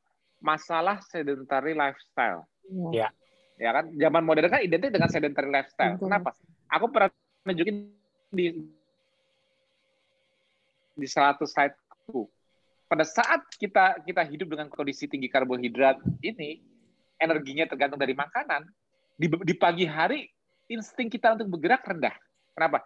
Kayaknya untuk memasukkan diri untuk olahraga itu butuh kayak effort lebih. Harus secara consciously gue harus ngajak diri gue olahraga. Dan dia perang batin tiap hari. Yeah. Tapi kalau orang yang sudah ketosis, unconsciously mungkin Mbak udah ngerasain kayak orang nggak bisa diem. Betul. Kayak gasing. Ya kan? Walaupun Mbak belum kepikiran olahraga, walaupun Mbak belum kepikiran untuk disuruh olahraga, tapi badan Mbak tanda kutipnya harus unconsciously menggiring Mbak untuk aktif bergerak. Yeah. Jadi gimana healthy lifestyle ini terjadinya secara unconsciously, bukan healthy lifestyle. Misalnya gini, misalnya pemerintah nyuruh rajin olahraga, kurangi gula, misalnya tidur tepat waktu, oke ya. Germas. Ada juga di Germas di Menkes kan juga nyuruh gitu kan. Germas, tapi ya. Percaya nggak, olahraga yang dilakukannya itu harus dengan conscious. Dia harus bergerak, dia harus kalau perlu supaya gue olahraga, gue makan dulu deh biar tenaga olahraga. Harus conscious aware. Nah, itu ya. Harus tidur tepat waktu. Aduh, gue masih belum ngantuk nih. Aduh, masih ada bola. Masih ada bola, masih main game apa. Kayaknya jadi kayak insomnia gitu, tapi harus tidur tepat waktu. Harus secara conscious bisa tidur tepat waktu. Terus untuk olahraga tadi kayak gitu juga kan. Dan untuk kalori restriction, membatasi jumlah kalori masuk, itu harus berusaha kayak, aduh gue masih lapar nih, tapi udahlah, karena nggak mau kegemukan, karena gue lagi diet nggak mau kegemukan, gue makannya setengah piring aja deh. Masih lapar? Masih. Kenapa nggak makan? Kan diet. Di KF itu nggak ada. Kok nggak makan? Belum lapar. Nggak lemes? Enggak. Nah, jadi kalori restriction yang kita bentuk dengan lifestyle kita harus terjadi secara unconsciously. Itu baru lifestyle. Lifestyle itu ialah gaya hidup, ialah yang melakukannya itu tidak ada antagonismenya, yang tidak ada hambatan secara fisiologi untuk menjalankan 5 pilar ini. Contoh, Mbak selama menjalankan ini tidur jadi lebih enak, terus lebih cepat nggak tidurnya? Coba iya, bawaan pengen tidur mulu kalau udah refill. Kalau ya, betul kan? Jadi unconsciously Mbak nggak usah disuruh untuk tidur berkualitas, karena tidur Mbak pasti berkualitas kan? Karena Itu yang aku maksud dengan Mbak menjalani KF. Semua yang kriteria yang ada di Kemenkes, misalnya disuruh olahraga, disuruh apa, Mbak melakukannya menjadi effortless nggak? Maksudnya effortless itu tanpa motivasi kuat, tanpa menani. Ya memang kayaknya secara fisiologi kita disupport untuk melakukan hal-hal tersebut, benar nggak? Betul. Itu desain protokolku itu seperti itu. Kenapa orang di KF bisa mungkin ya aku nggak tahu ya. Mungkin kalau para warrior mungkin pernah seumur hidupnya dari diet makan apa aja, terus ikut diet A, ikut diet B, ikut diet C. Mungkin yang bisa merasa long lasting itu cuma baru di sekarang. Betul. Maksudnya mungkin pernah nyoba ini, akhirnya bentar ini, tapi begitu KF asal bisa nahan hawa nafsu ya, bisa nahan hawa nafsu aja. Fisiologi itu mendukung banget untuk forever deh. Kayaknya gue nggak ngapain ya balik karbo. Kalau gue balik karbo lagi, gue nanti craving lagi dong. Kalau gue balik karbo lagi, nanti gue harus makan dulu sebelum gue bergerak dong. Karena gue kan tenaga nggak ada. Sedangkan pada saat sekarang nggak makan karbo, kayaknya aktivitas fisik gue nggak terbelenggu oleh kebutuhan makanan. Jadi kayak freedom yang didapatkan dengan fisiologi ini itu kayaknya mensupport untuk adaptasinya itu mensupport untuk long lasting gitu. Maksudnya untuk menjalankan ini long term, Mbak merasakan gini, Mbak kan baru 6 bulan nih. Iya. Untuk Mbak kayaknya untuk ini jadi gaya hidup seterusnya merasa sulit nggak untuk membatasi makan? Kayaknya. Tapi kalau dulu aku tanya balik nih Mbak. Dulu waktu Mbak 2017 baru baca-baca. Mbak ngeliat nggak kayak Mbak mikir gini nggak? Tuh kok pada kuat-kuat ya nahan nggak makan. Iya. Ya. Mbak sempat berpikir gitu nggak ya jujur sebagai orang yang belum pernah KF? Itu kok makan lemak gitu kan? Makanya serem-serem. Serem-serem gitu kan? Otak gitu. Langsung apa nggak kolesterol gitu. Jadi situ tuh ngapain begitu gitu. Jadi iya, makanya kan dari 2017 kan nggak jalan-jalan kan kayaknya nggak tahu aja. Cuma di grup aja. Pasti mantau di grup terus kan. Bahkan jadi saya kalau kan masuk klub goes nih, kemana kan rutin kan, goes sepedaan gitu. Jadi istilahnya ada gocapan, gue cari sarapan gitu kan. Gue cari sarapan. Sementara saya kan kalau itu gimana nih, kan pada ngumpul semua nih, pada sejawat semua. Kan biasanya acara kan tiap hari Jumat tuh, Germas kalian rumah sakit sama Pak Dirut segala macam kan nyari itu tempat makan yang khas Palembang gitu kan, tuh di Kuto gitu. Jadi duduk terus kalau hari ini tadi makannya martabak har.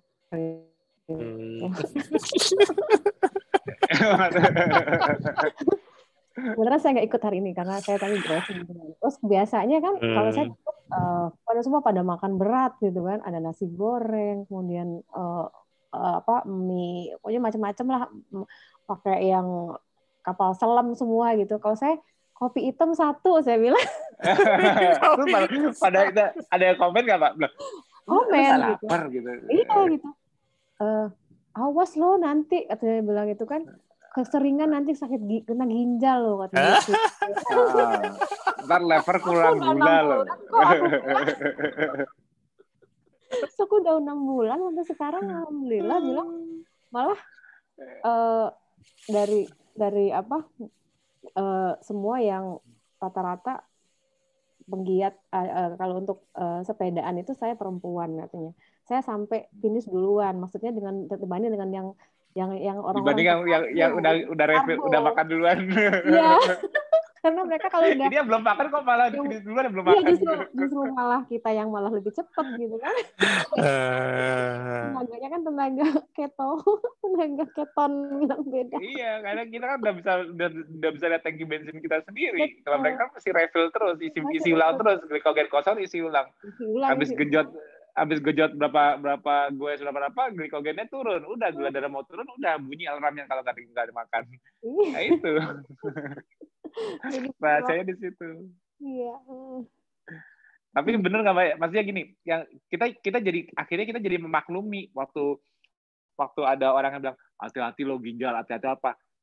Akhirnya gue juga dulu seperti itu waktu belum pernah benar-benar nyobain. Iya. Iya kan akhirnya kita memaklumi, oh orang yang berkata bahwa ini hati-hati lo bahaya, oh berarti dia belum pernah nyobain seperti saya. Saya dulu waktu belum nyobain juga, Sama, dia waktu mantau 2017, dari 2017 di grup, mungkin ngeliatin ini apa orang mungkin ya, Mbak, pengen lihat nanti setelah 2017, 18, 19, 20, 4 tahun kemudian berapa banyak korban berjatuhan. mungkin mikirnya kayak gitu. Tapi kok malah living tambah banyak. Malah makin banyak loh. Kok malah makin sehat. Padahal dari 2017 ngeliatin ini grup apaan makan kayak gini nggak sesuai apa textbook misalnya. Tapi kok ini grup apa kok tapi kok cepet ramenya. Wah, ini grup makan korban nih. Lihat aja nanti bakal banyak. Dari 2017 ngeliatin katanya kok malah baik. Akhirnya terinspirasi. Ya gitu. Jadi kita harus sekarang ini di posisi kita sekarang kita maklumin kalau ada yang bilang hati-hati lo bahaya, hati-hati apa? Oh, kalau yang bilang bahaya berarti belum nyoba ya. Emang sih kelihatannya sih memang mengerikan, tapi setelah mencoba akhirnya gelasnya kosong. Gitu rasanya. Jadi percaya deh sama aku. Begitu Mbak jalanin KF, begitu Mbak merasakan perubahannya sendiri di badan, di situ aku nanya ke Mbak Riani, gelasnya mulai kosong nggak? Maksudnya malah jadi penasaran nggak, pengen belajar lebih lagi? Ini kok bisa ya? Tapi aku ngerasain sendiri, jadi pengen tahu kan? Jadi kayak maksudnya untuk mencari ilmunya jadi lebih mudah saat sudah jalanin apa belum jalanin? Aku tanya. Pasti kan sudah jalanin lebih pengen tanya, lebih tahu lagi sih sebenarnya. Iya, karena udah ngalamin. Kok badan saya bisa kayak gini sekarang ya? Kok saya bisa kayak enteng ya? Kok nyeri saya? Jadi mungkin Mbak sebelumnya nggak ada metabolic issue, tapi pasti memiliki level inflamasi tertentu yang gimana Mbak ada nggak enak badannya. Tapi begitu Mbak jalanin KF pasti kerasa badan jadi lebih enteng, kayaknya mungkin dulu gampang masuk angin hilang, kayak bener nggak ada yang berubah, nggak ada something berubah nggak dari kebiasaan? Kalau dulu saya rutin manggil Gomez, jadi ada tukang urut gitu yang memang enak banget gitu. Sama aku juga. Makanya kita itu kan paling bakalan didemo oleh persatuan panti pijat, kenapa, atau tukang urut kenapa? Karena banyak dipecat. Orang-orang yang kaya pada nggak PTPSI lagi. Persatuan tukang pijat kayak seluruh Indonesia. Kok demo KF bikin mereka nggak laku terus. Tapi memang luar biasa kok. Memang kalau sudah tahu ngerasakan manfaatnya, ya self control itu akan tercapai dengan sendirinya, sense of control. Iya, tadi barusan juga ada yang konsul nih, ketemuan ya kan, di salah satu dekat sini tadi minta saya ketemu, terus sebelumnya sudah lihat WA, tapi karena banyak pertanyaan saya bilang udahlah ketemu aja biar enak jelasinnya. Orang Indonesia kan sukanya audible kan Mas, suka lebih tatap muka karena bahasa tubuh itu susah kalau lihat WA. Nah singkat cerita udah ketemu, rupanya ya syukurlah dia udah bisa merasakan perbedaannya. Jadi perbedaan itu dalam arti gini, manfaat udah pasti didapat, tapi dia udah bisa memilah, oh iya ini lapar yang benar-benar sama cuman lapar mata. Kemudian dia malah udah bisa membuktikan bahwa saat dia makan karbo tanpa sengaja atau tidak sengaja cheating, berasa tuh efeknya. Bukan alarm, cuman kayak sakitnya itu kumat lagi. Dia nanya, kenapa bisa begitu? Ya itulah lonjakan insulin ya kan, yang terjadinya spike di situ ya kan. Kena lagi di rentannya, jadi makin lama lagi gitu. Nah terus akhirnya dia bisa ngomong gini terakhir, ya jadinya saya sekarang juga males mau cheating. Wah, denger kayak gitu seneng banget rasanya. Tanpa perlu kita akhirnya nggak perlu gitu loh. Nggak perlu. Jadi cuma nikmat saat nggak berguna gitu. Betul. Jadi gini, kitanya nggak ada dorongan fisiologis yang menghasilkan cheating, artinya kita butuh banget gitu loh kan, nggak. Cuman kayak apa ya, nikmat sesaat tapi akhirnya nggak nikmat. Gitu deh, kan enak sesaat doang kayak tapi fisiologi kita sebenarnya aku jamin deh, fisiologi kita kalau ketosis itu sudah membuat kita anti cheating loh. Dulu mungkin kita kalau makanya dulu gini loh, misalnya anggap aja ya, dulu sebelum KF ngikutin diet apa gitu, diet apa tersebut, diet sehat tersebut pasti kan juga melarang gitu kalau ada misalnya ada martabak bangka, ada pempek. Maksudnya begini, pempek, martabak bangka, atau apa sih makanan yang enak-enak berlemak di sana? Apa contoh di Palembang? Aku nggak apa. Laksan. Hah? Laksan, ada burgo.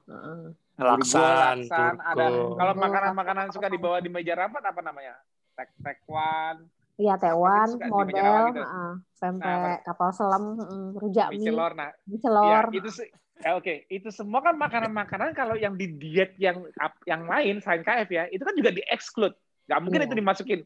Oh, kalau diet ini makan mie celor, kalau nggak pasti kan entah ini tinggi sayur, entah apa, pasti ini kan yang kayak mie celor, pempek ini kan termasuk di-exclude. Kenapa? Dia tinggi karbo dan tinggi lemak kan. Kalau Mbak ikut diet lain yang rendah lemak, pasti juga meng-exclude ini kan. Nah, oke ya, harusnya itu di-exclude dari diet tersebut misalnya. Tapi Mbak menjalani diet tersebut, bukan saya. Tapi begitu ini terhidang, gampang nggak geragasnya? Gampang, ayo. Di diet apapun. Tadi Mbak, misalnya anggap aja tadi Mbak minum susu apa yang merah itu terserah, atau produk tersebut itu terserah. Tapi di saat Mbak mengkonsumsi produk tersebut diet itu, Mbak masih gampang nyomot nggak? Ada tekwan, ada bicelor, itu kayak santai aja. Bisa nggak itu aja menurunkan craving-nya? Nggak ada. Kalau saya masuk karbo ketoras tuh, Mas Tio. Udah mulai. Iya, kalau sekarang iya. Kalau dulu kan enggak. Kalau dulu minum otomatis. Itu kan, waktu masih minum itu yang apapun dietnya atau produk apapun itu kan sebetulnya walaupun itu di-exclude, bicara pempek Palembang apapun itu tetap di-exclude dalam program mereka. Tapi untuk memakan ini kan effortless. Maksudnya craving-nya tidak hilang kan? Nggak hilang. Nah, kalau sekarang nggak bisa. Kalau sekarang, jadi kayak secara fisiologi, Mbak dikasih limitasi yang di-exclude benar-benar harus di-exclude. Ya. Iya. Jadi meng-exclude-nya itu bukan dengan effort luar biasa, tapi karena dengan craving ditekan dan juga dengan sistem alarm. Ya. Itu dua-duanya cara gaya hidup kita meng-exclude yang memang harusnya di-exclude. Ya. Kalau program lain atau diet lain meng-exclude ini, tapi sebenarnya makan ini masih pengen. Effortless. Craving-nya juga masih ada, sistem alarmnya juga nggak ada. Yeah. Jadi nggak benar-benar meng-exclude, hanya jangan makan ini ya. Jadi dengan effort kita berusaha meng-exclude effort kita. Nah, kenapa dibikin di KF ini secara fisiologi menjadi unconsciously meng-exclude-kan semua yang memang tidak bisa mendukung dimakan. ketosis. Yang anti ketosis. Kenapa? Karena kita akhirnya secara unconsciously dibekali anti craving, dibekali anti geragas, juga dibekali sistem alarm kalau kita masih ngeyel. Jadi untuk mengekskludkan secara fisiologi dan membuat lifestyle ini menjadi konsistensinya mudah, terjadi secara fisiologi. Jadinya unconsciously dan effortless. Makanya bisa jadi long life lifestyle. Kenapa itu aku bilang lifestyle, bukan diet? Gitu loh. Jadi kuncinya itu ialah di unconsciously, tidak disadari harus mencapai hal-hal tersebut. Karena itulah hasil adaptasi dari DKF itu seperti itu. Akhirnya unconsciously semua protokol 5 pilar itu harus terjadi secara unconsciously. Yes. Artinya bukan aduh nih aku harus tidur tepat waktunya. Memang kalau untuk tidur beda ya, itu urusan duniawi ya. Kalau memang harus karena kerjaan apa akhirnya kan gagal juga. Tapi kalau secara fisiologinya kan nggak ada yang menyulitkan kamu tidur. Secara fisiologinya loh. Aduh aku harus menahan makan nanti baru makan jam 12. Nggak ada yang menyuruh kamu nahan. Nanti secara fisiologinya kamu nggak bakal lapar jam 12 sekalipun, bisa kamu bukanya telat. Nah, jadi aduh aku harus mulai rajin bergerak nih, mulai olahraga. Padahal aku tadinya malas bergerak. Padahal aku mager terus. Unconsciously, fisiologi kamu bikin kamu kayak gangsingan kok. Nggak bisa berhenti, nggak bisa diem. Akhirnya tinggal kamu ngalihkan, tadinya gasingnya nggak bisa diem, akhirnya udah gasing olahraga aja deh. Jadi unconsciously itu semua harus mendorong lifestyle ini berjalan unconsciously. Itu dong rahasianya di KF, fisiologinya. Jadi kalau masih ada yang nakut-nakutin ini udah dijamin kita maklumin. Aku dulu juga begitu. Karena aku belum jalanin. Setelah aku menjalani, aku tidak begitu lagi. Coba deh kamu coba. Daripada capek-capek jelasin. Bahkan ada juga yang klaim sudah jalanin tapi malah tambah parah ya. Memang harus sertakan datanya ya. Aku tadi tambahin sih, tadi yang Mas Tio bilang anti cheating sampai sistem alarm, aku tambahin. Kalau ada yang berani klaim sudah jalan keto ya, tapi malah tambah parah, berani klaim misalnya, oh aku gara-gara keto nih jadi sakit begini. Ayo kita lihat data deh, ketonya bener nggak gitu kan? Jangan cuman nanti, oh keto itu ternyata mesti makan otak, mesti makan tunjang, wah itu yang bahaya tuh. Sementara masih makan nasi. Parah. Yang penting harus tahu apa yang di-exclude. Ya, yang penting harus tahu apa yang di-exclude. Jangan jalan ketosis itu karena makan lemaknya, salah. Yang paling penting justru nggak ada karbonya, bukan lemaknya. Makan rendah lemak nggak ada masalah selama kamu nggak makan karbo. Itu yang paling penting. Intinya ketosis kan di liver. Metabolic hub-nya untuk menuju ketosis kan cuma di liver. Jadi kalau kita melakukan karbo, itu yang membuatkan ketosis selesai. Itu udah jadi protokol paling dasar. Mas, aku nggak bisa makan lemak-lemak, nggak bisa makan tunjang ya, siapa yang nyuruh? Aku bisa makan ikan, ya makan lah. Nggak ada yang larang gitu loh. Jadi maksudnya yang membuat kamu stay on ketosis adalah apa? Tidak masuknya karbohidrat itu. Ya, tuh. Aduh. Terus gimana Mbak respon sejawat ngeliat Mbak selama 6 bulan gini, apalagi yang dilihat? Ya sempet sih dibilang apa? Cari duit susah-susah, ngapain nggak makan gitu. Jadi banyak lagi rapat kita kan, lagi cari rapat duit susah-susah. Lagi rapat terus kan pada itu kan pas kayak tadi bilang pasti ada menunya, pasti nggak ngomongin lah daun dari empek-empek gitu. Saya cuma lihat aja gitu, terus pasti saya bawa tumbler gitu kan, bawa mediti gitu. Kalau ini ya udah saya minum air putih gitu kan. Kalau nggak nanti minta tolong kopi hitam di belakang, minta tolong sama ini sama OB-nya di belakang. Jadi benar-benar berubah itu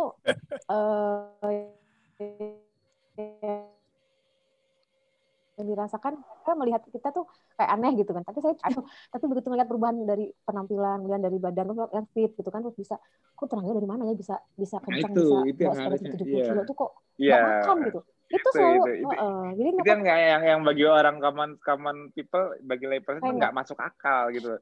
Ini apa nggak pingsan nanti? Iya. Sampai padahal apa sih kebayangan itu bukannya deket loh, jauh gitu, luar kota gitu kan.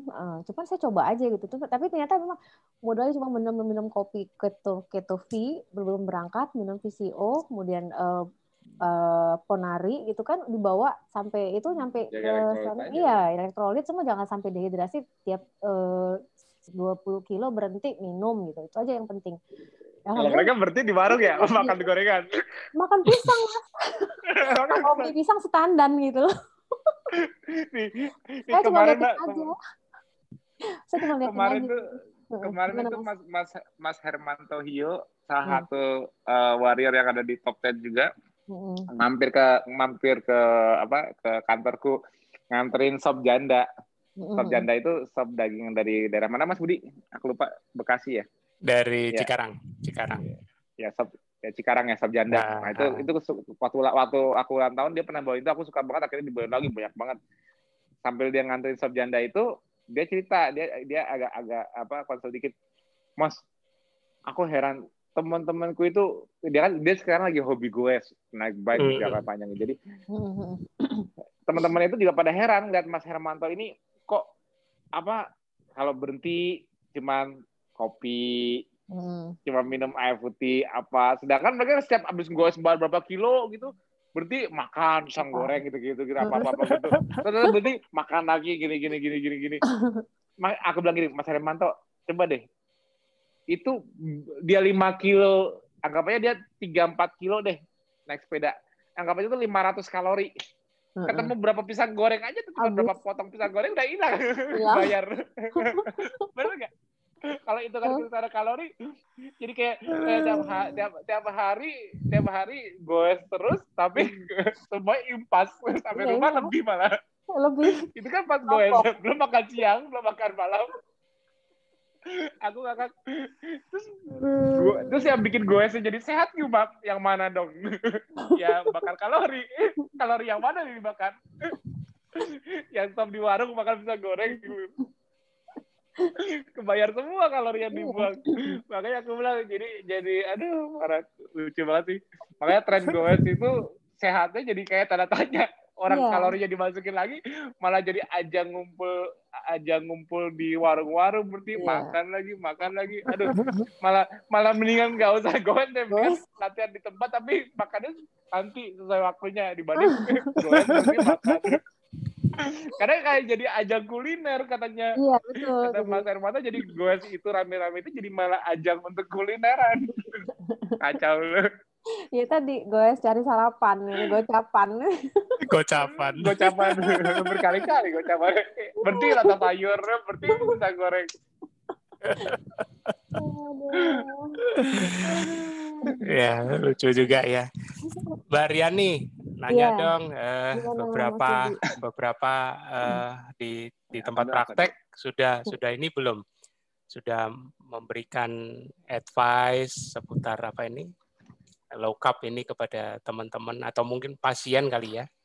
Iya, kalau pasien yang tadi yang saya cerita, yang memang dia ada metabolik, kemudian saya lihat dulu kronologisnya ini karena memang obes, kemudian ya tadi saya coba japri gitu kan, kemudian saya coba kalau memang mau ini ada IG saya, Bang, nanti saya bagiin protokol. Nah, ya beberapa sih sudah ada yang sudah ada yang memulai gitu kan, ya pelan-pelan sih, karena kan saya juga baru, saya juga masih bukan berhubungan langsung, artinya bahwa memang kondisi begini mereka masih mikir-mikir nanti aja lah dok ya kalau udah selesai COVID. Nah itu jadi mereka tuh harus banyak makan, harus jaga sistem imun, harus ini bilang gitu. Saya mau ngomongnya gimana gitu. Oh, betul. Ya, tadi jadi, juga yang konsul ke aku juga nanya itu kan masalah vitamin C, kemudian apa itu yang vitamin D3 untuk imun. Ya saya tanya balik, tahu cara kerja sistem imun nggak? Ya kan. Yang dimaksud daya tahan itu apa? Bayangannya tadi. Jadi kayak bayangannya itu kayak semacam apa ya? Wah, aku makan ini maka imunku jadi kuat, tapi nggak tahu imun itu seperti apa gitu kan. Jadi kayak apa ya? Kayak ya memang driven apa karena katanya ibaratnya gitu. Iya, karena cuma dari rumor-rumor aja, mitos-mitos lah. Jadi mereka taunya kan segitu-segitu. Jadi sepotong-sepotong terus dicomot-comot gitu. Terus kadang-kadang punya prinsipnya, ini kan baik ya kan, udah digabung-gabungin dari 1 sampai 10 semua dicoba dimplok. Iya betul. Jadi semua kalau ini baik kok sembuh, ini gini kali ada yang bilang begini. Jadi mereka kadang-kadang menyamakan persepsi itu kan nggak susah gitu loh. Ya kalau saya berusaha sih sejauh ini di kalangan nakes juga, terutama ya perawat yang memang berkontak langsung dengan saya gitu. Udah pernah ada satu saya coba beliin ini, saya kasih ini kalau mau teh hijau ini semua, begitu coba dok saya nggak jadi dok, kenapa jam 1 malam saya keringat dingin nanti badan saya soalnya saya makan kan. Jadi nggak sanggup dong saya, dok nggak sanggup. Ya sudah kalau nggak sanggup. Padahal sebenarnya lagi proses adaptasi ya. Iya betul. Dibilang itu nanti ini lagi obstacle gula, dibilang nanti coba tetap minum ini itu kan. Ini saya kasih ini ada garamnya, ini ada ininya, ini pelan. Ini saya kasih semua gitu, coba kalau kan memang pengen iya dok, pengen kayak dokter dia bilang gitu. Tapi ya sudah ketemu ini akhirnya nggak sanggup dok. Sepertinya saya nggak bisa, ya sudah. Banyak yang belum merasa, apalagi tadi saya bilang meninggalkan nasi itu sebagai makanan pokok alasannya. Kedua memang kondisi favoritnya Palembang yaitu dengan pempek dan teman-temannya gitu. Oh nggak bisa nggak makan pempek orang Palembang. Nah itu salah satu jadi. Padahal udah makan pempek juga masih Palembang kok, KTP-nya juga masih Palembang. KTP-nya juga Palembang. Iya sih. Tapi bener loh Mbak, itu kayak contohnya keringat dingin, malam-malam gitu-gitu. Itu menunjukkan bahwa banyak orang di sekitar kita yang tidak memiliki metabolic flexibility. Maksudnya hanya maksudnya gini, sebenarnya kan normal bagi manusia untuk memasuki fasting and feeding cycle.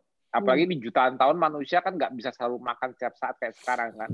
Kayak manusia sekarang kan bisa makan 3 kali sehari karena makanan ada di mana-mana. Kuncinya tinggal punya duit aja. Tapi begitu kita gini lah. Soalnya aku ngebayangin gimana kalau manusia modern sekarang tiba-tiba di-dropin di hutan. Hutannya nggak usah hutan yang gersang deh, hutan yang subur.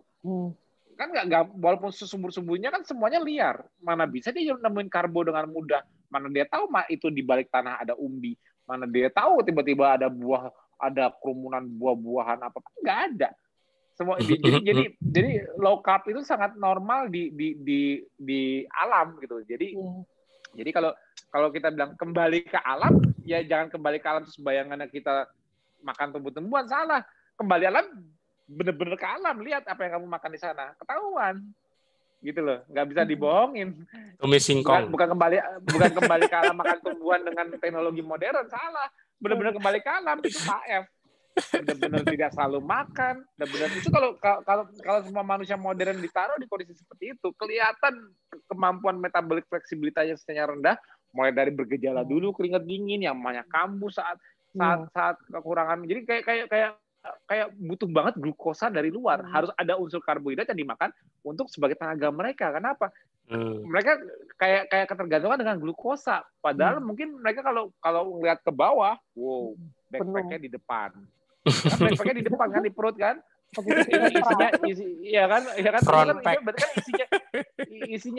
isinya kan gudang tenaga, lemak. Kok saya bisa keringat dingin ya? Padahal kok saya bisa keringat dingin, bisa menggigil, bisa kayak nggak ada tenaga, bisa lemes. Kenapa ya? Padahal kalau dicubit kulitnya masih tebel, isinya lemak semua. Kenapa saya nggak bisa mengenali sumber energi di tubuh saya ini? Dan saya tetap nyari glukosa. Itu kan harusnya jadi the big question bagi manusia saat ini. Kenapa mereka tidak bisa mengakses kulkas mereka yang ada dalam sendiri? Mereka nggak kekurangan energi kok. Jadi kalau aku lihat orang modern sekarang itu untuk membuat kaloriknya menjadi equilibrium, seimbang, itu harus dari luar, exocentric, harus dari luar. Mereka tidak bisa mengambil equilibriumnya ini, keseimbangan kalorik. Aku sehari butuh 2.000 kalori secara metabolisme. Emang kalau 1.000-nya ngambil dari dalam, masalahnya di mana? Kan nggak ada harusnya. Kenapa harus semua dari luar? Itu loh, gitu. Jadi kayak kalorik equilibriumnya mereka manusia zaman sekarang nggak dapat metabolic flexibility-nya untuk pindah dari makanan ke dalam, ngambil dari dalam, kayaknya berkendara terus gitu loh. Itu yang membuat orang susah. Nah, tujuan KF itu ialah melepaskan belenggu dari infleksibilitasnya. Makanya kita memiliki metabolic flexibility. Kita bisa in out dari fasting feeding cycle dengan sangat mudah. Dari jendela makan ke jendela puasa sangat mudah, di mana sulit dilalui orang yang masih terbatas exocentric. Mereka harus dengan effort kuat untuk bisa masuk ke fasting cycle yang lebih lama. Maksudnya dia dalam jendela puasa lebih lama, mereka harus dengan effort. Harus dengan consciously, bukan unconsciously. Makanya mau dijadikan fasting lifestyle nggak bisa kalau masih makan karbo. Kenapa KF nggak pasangannya di jendela makan karbo? Kalau kamu di jendela makan kembali makan karbo, kamu seumur hidup bakal berusaha untuk mempertahankan selalu ada jendela puasa. Berusaha. Tapi dengan kamu tidak makan karbo, fasting on ketosis itu ketosisnya itu keep. Makanya bilang fastingnya itu healernya, healing. Ketosis itu keepernya. Kenapa keeper? Mengkeep kamu mudah melakukan healing setiap saat. Memudahkan kamu dari fasting pindah ke feeding, masuk ke fasting cycle lagi dengan mudah. Kenapa? Karena kamu tidak makan karbo di jendela makannya itu. Jadinya kenapa healingnya sih tetap fasting, tapi ketosisnya itu keeping kita untuk adapt gitu loh. Jadi melepaskan kita dari belenggu exocentric yang keharusan untuk memasukkan makanan dari luar untuk sumber energinya. Dengan kita mempertahankan tidak makan karbo di jendela makannya, kita bisa menemukan kalorik equilibriumnya dari luar dan dari dalam. Sehari kita butuh 3.000 kalori kayak bisa diambil dari dalam semuanya kalau perlu. Kalau misalnya WF nggak ada keharusan harus buru-buru di refill segera, walaupun akhirnya harus refill, tapi tidak ada secara timeline waktu untuk refill ini kita jadi fleksibel banget. Threshold-nya untuk kita harus buru-buru refill lagi fleksibel setelah kita ketosis. Yang nggak fleksibel itu kalau yang belum ketosis, masih menahan, dia bakal bergejala menahan jendela puasa yang begitu lama. Itu yang mungkin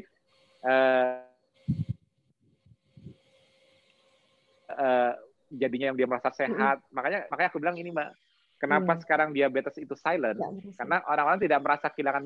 Gini loh, kalau Mbak belajar biologi molekuler, akar dari diabetes itu sebenarnya jatuhnya nggak jauh dari mitokondria kan, Mbak? Iya, betul. Ya kan, dari mitokondria, begitu mitokondria bermasalah, dari di level sel mitokondria bermasalah, udah deh akhirnya muncul insulin resistan dan sebagainya. Kan intinya itu. Berarti sebenarnya masalah bioenergi. Betul. Artinya kan masalah bioenergetik kan? Iya. Ya, oke. Kalau masalahnya di bioenergetik, kenapa sekarang diabetes menjadi silent? Karena mereka dengan mudahnya bioenergetiknya kita gini, untuk menunjukkan tubuh itu ada masalah di bioenergetiknya, menghasilkan energinya, itu nggak bisa kelihatan di jendela makan. Jadi walaupun kemampuan bioenergetiknya turun terus, tapi karena kita sistemnya push, masukin sumber energi dari luar, mana kelihatan ya energinya kayaknya ada terus. Akhirnya pada saat terjadi diabetes, silent nggak? Silent. Diabetes bukannya gampang lemes, gampang capek, gampang itu. Belum, itu kalau udah parah, udah akhirnya udah parah. Kalau yang belum parah, masih menuju diabetesnya sih silent banget. Kenapa? Lemes dikit makan. Lu lemes nggak? Enggak. Kenapa? Kan habis makan. Habis makan lemes. Kan nggak ketawa. Jadi saat mereka ekses kalori itu karena bioenergetiknya sistemnya push, jadi makan itu selalu mengkompensasi ketidakmampuan bioenergetik di level selnya. Ketutup terus, jadi nggak kelihatan gagalnya di mana. Nah, tahu-tahu udah gagal. Kalau udah gagal, udah kelihatan gagalnya, udah parah, kronik. Jatuhnya makanya diabetes itu selalu ditemukan nantinya kronik. Orang sekarang masih banyak yang walking diabetes, maksudnya mungkin di sekitar Mbak yang malas ngecek, masih banyak yang ketawa ke TV, katanya gula darah dia 200. Tapi dia ketawa-tawa ngakak jalan-jalan gini. Dengan gula darah 200, dia tidak ada simptomatis. Ngerinya itu seperti itu, silentnya. Makanya jangan heran kalau tiba-tiba di COVID ini, tiba-tiba fatalitasnya meningkat. Karena apa? Wah, COVID ini juga menyerang yang non-komorbid juga banyak kena. Bukan non-komorbid. Yang kena itu, yang sampai fatal itu yang silent komorbid. Itulah yang silent diabetes. Itu yang bahaya. Itu yang membuat kalau kita nggak pakai social distancing, habisan orang Indonesia. Yang silent komorbid, ya itu fatal semua, repot rumah sakit kayak gitu. Kenapa? Karena mereka selama ini nggak pernah merasakan kendala di bioenergetiknya dia. Kenapa? Karena bioenergetiknya ditutup terus, dikompensasi terus.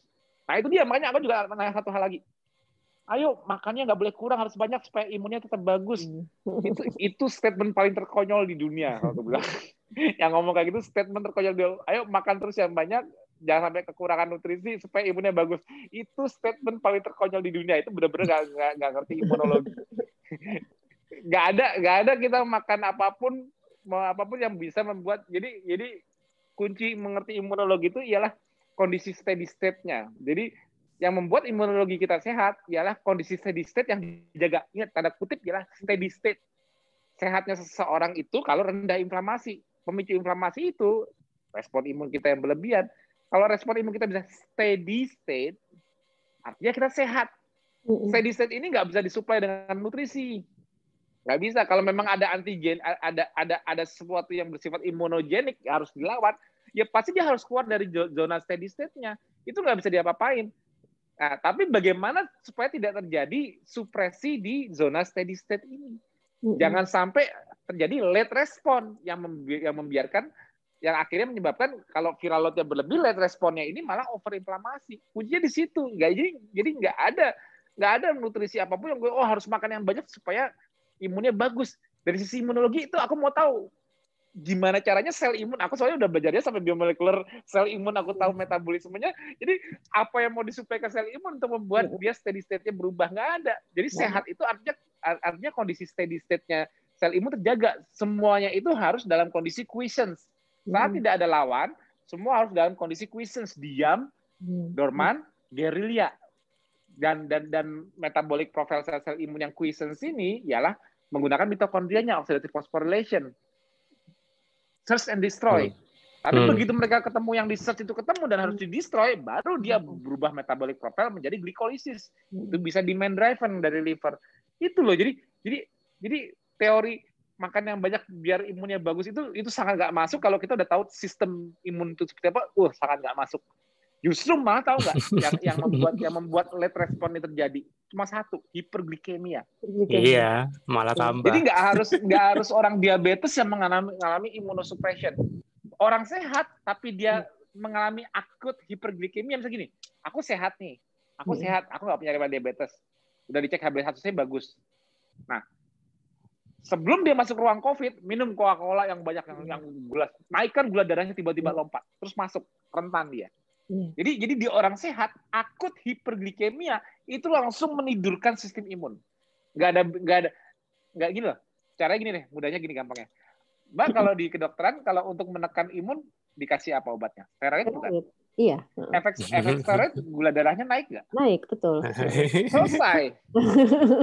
Kalau orang pakai steroid terus, lama-lama dia moon phase nggak? Fattening nggak? Iya, fattening.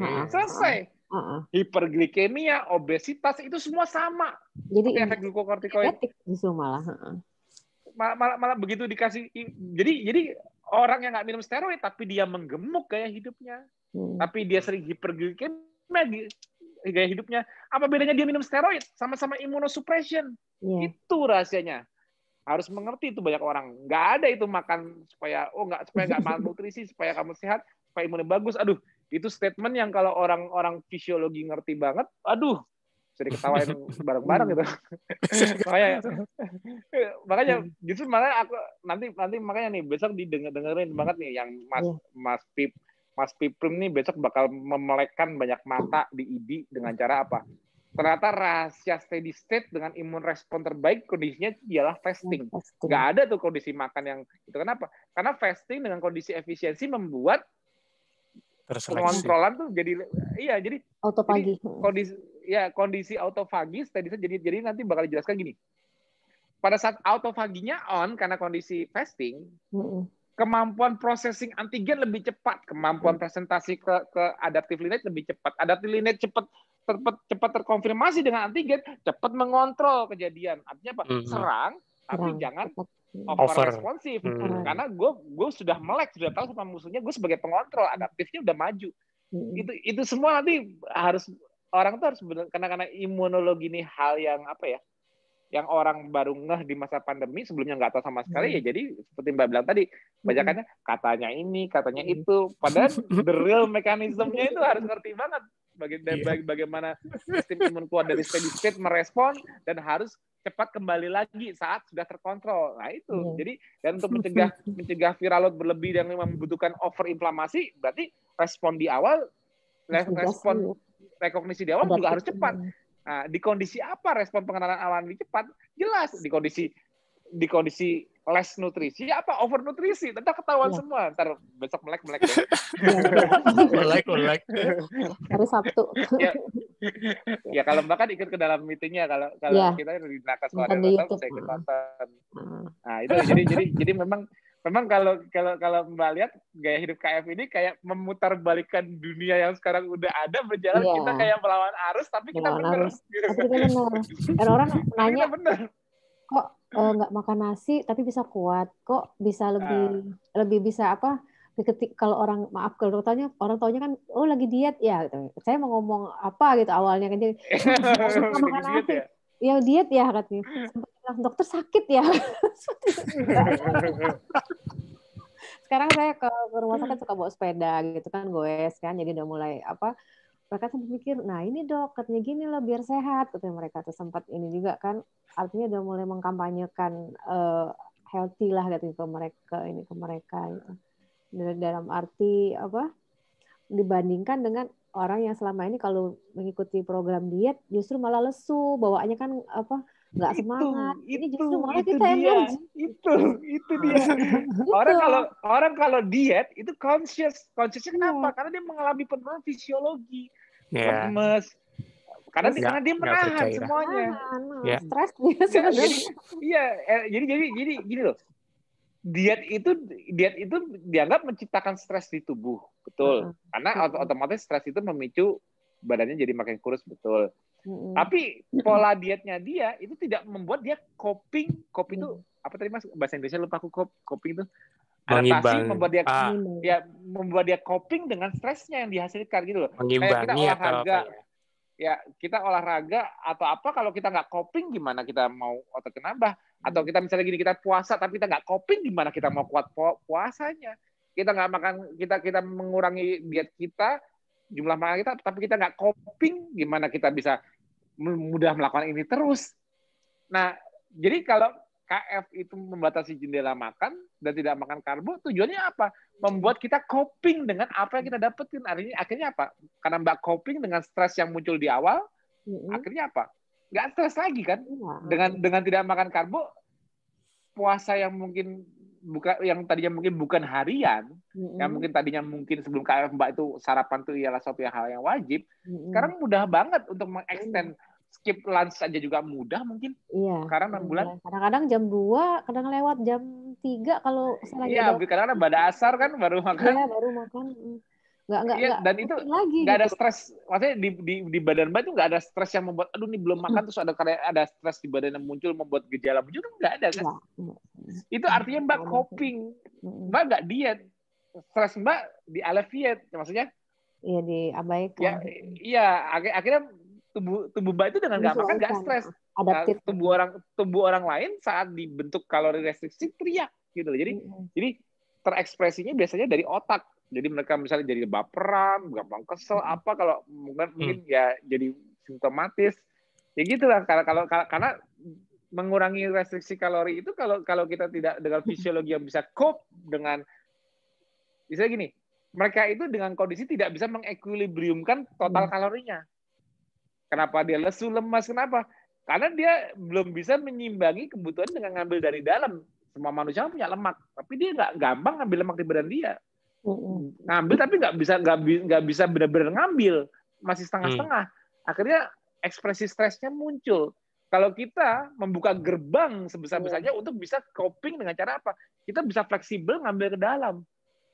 Itu yang membuat kita coping dengan stres itu dengan mudah. Kenapa? Karena pintu untuk membuka kulkas kita sendiri dibuka lebar, gak cuma dibuka dikit-dikit. Ntar makan dari luar, kulkas tutup lagi. Insulin naik. Insulin naik kan kulkas ditutup atau malah kulkasnya diisi. Begitu nggak makan, insulin turun, bukanya dikit-dikit kayak masih nanggung-nanggung lari dikit-dikit kenapa? Otaknya nggak bisa make, yang make cuma otot apa-apa dikit-dikit. Akhirnya tapi stresnya tinggi nih karena dibuka kulkasnya dikit-dikit.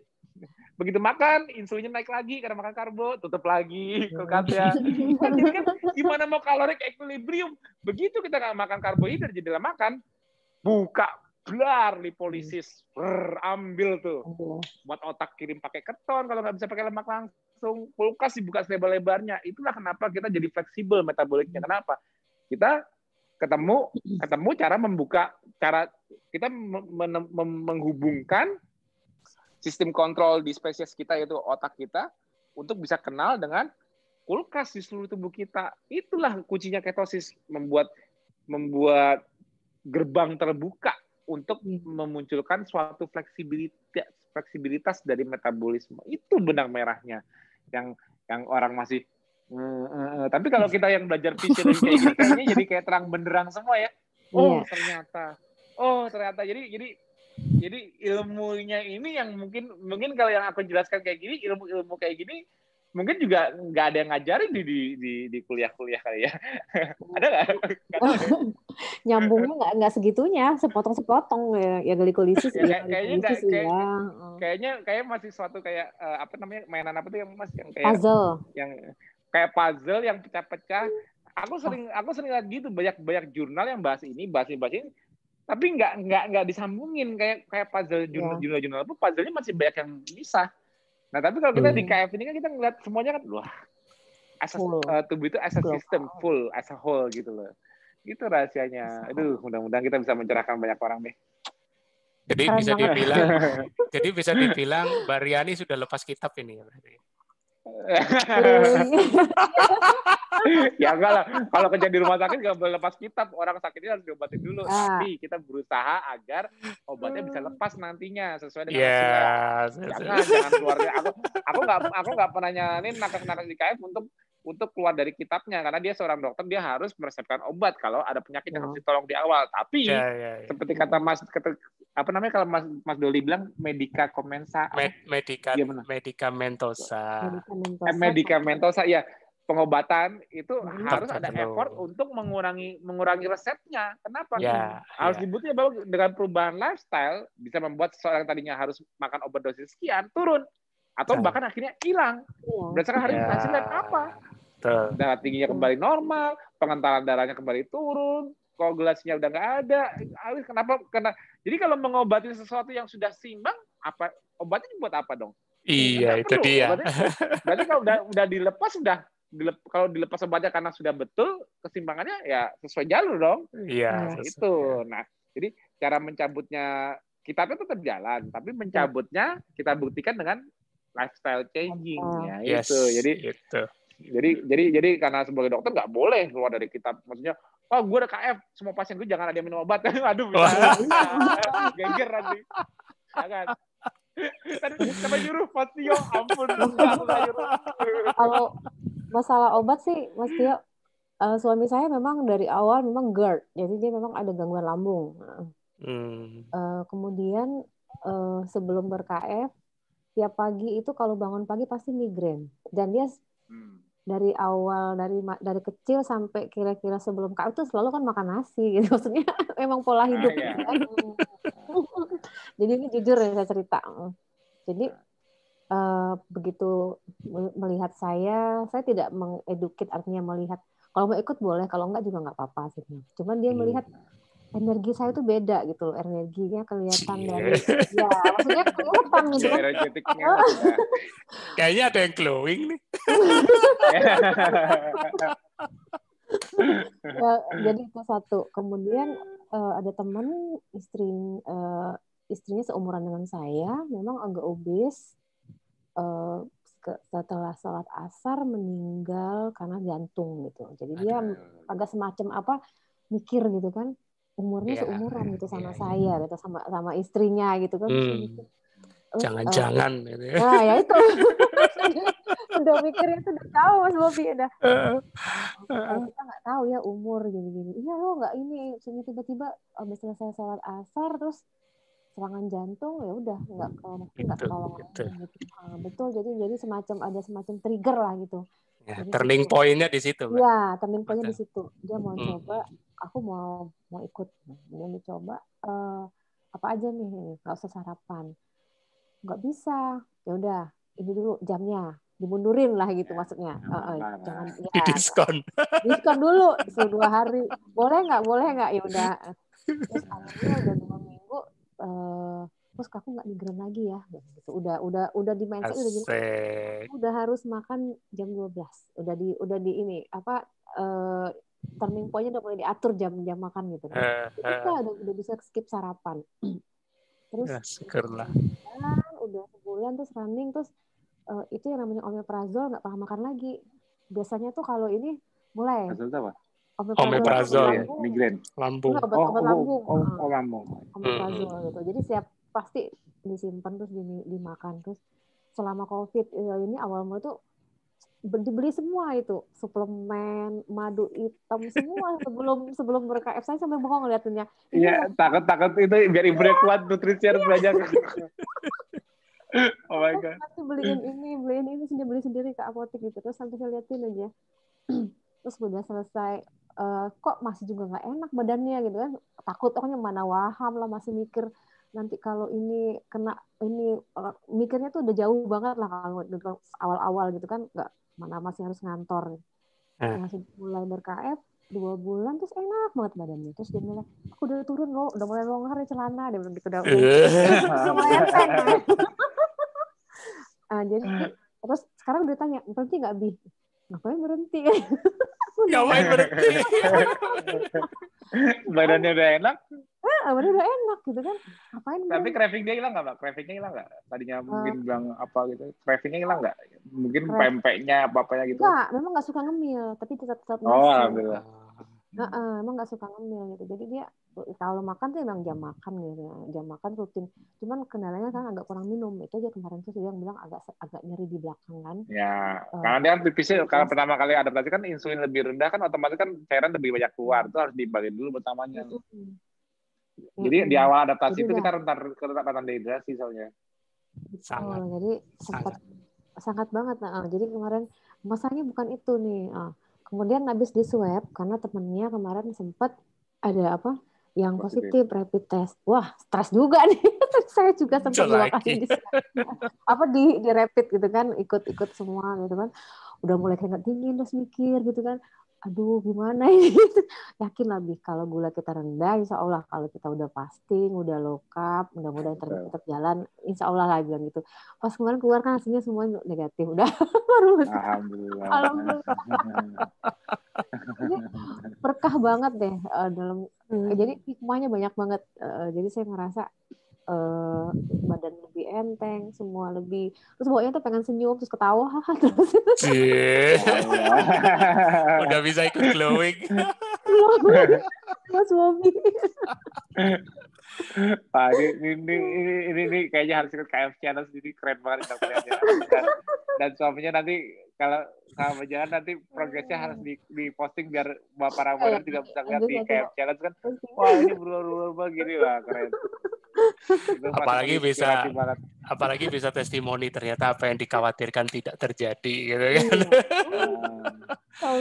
Cakep loh, maksudnya apa ya, fleksibilitas dalam menerapkannya itu cakep ini, ya kan. Ya udah belum bisa puasa segitu panjang, ya udah didiskon dulu ya kan. Tapi ngerasain gitu, merasakan satiety-nya dulu kan, supaya kalau nggak enak 2 minggu berhenti nggak apa-apa kata Mas Tio. Jadi saya ikutin terus kamu itu berhenti nggak apa-apa.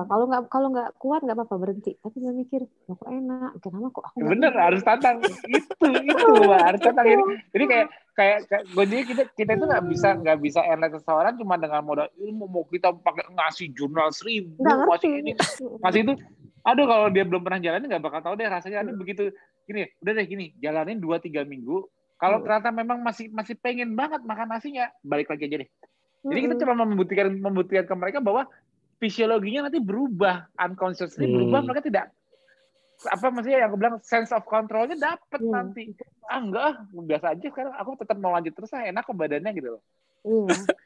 Makanya kan konyol kalau yang dibilang cuma boleh 6 bulan, 3 bulan. Itu konyol siapa yang ngomong gitu. Heran.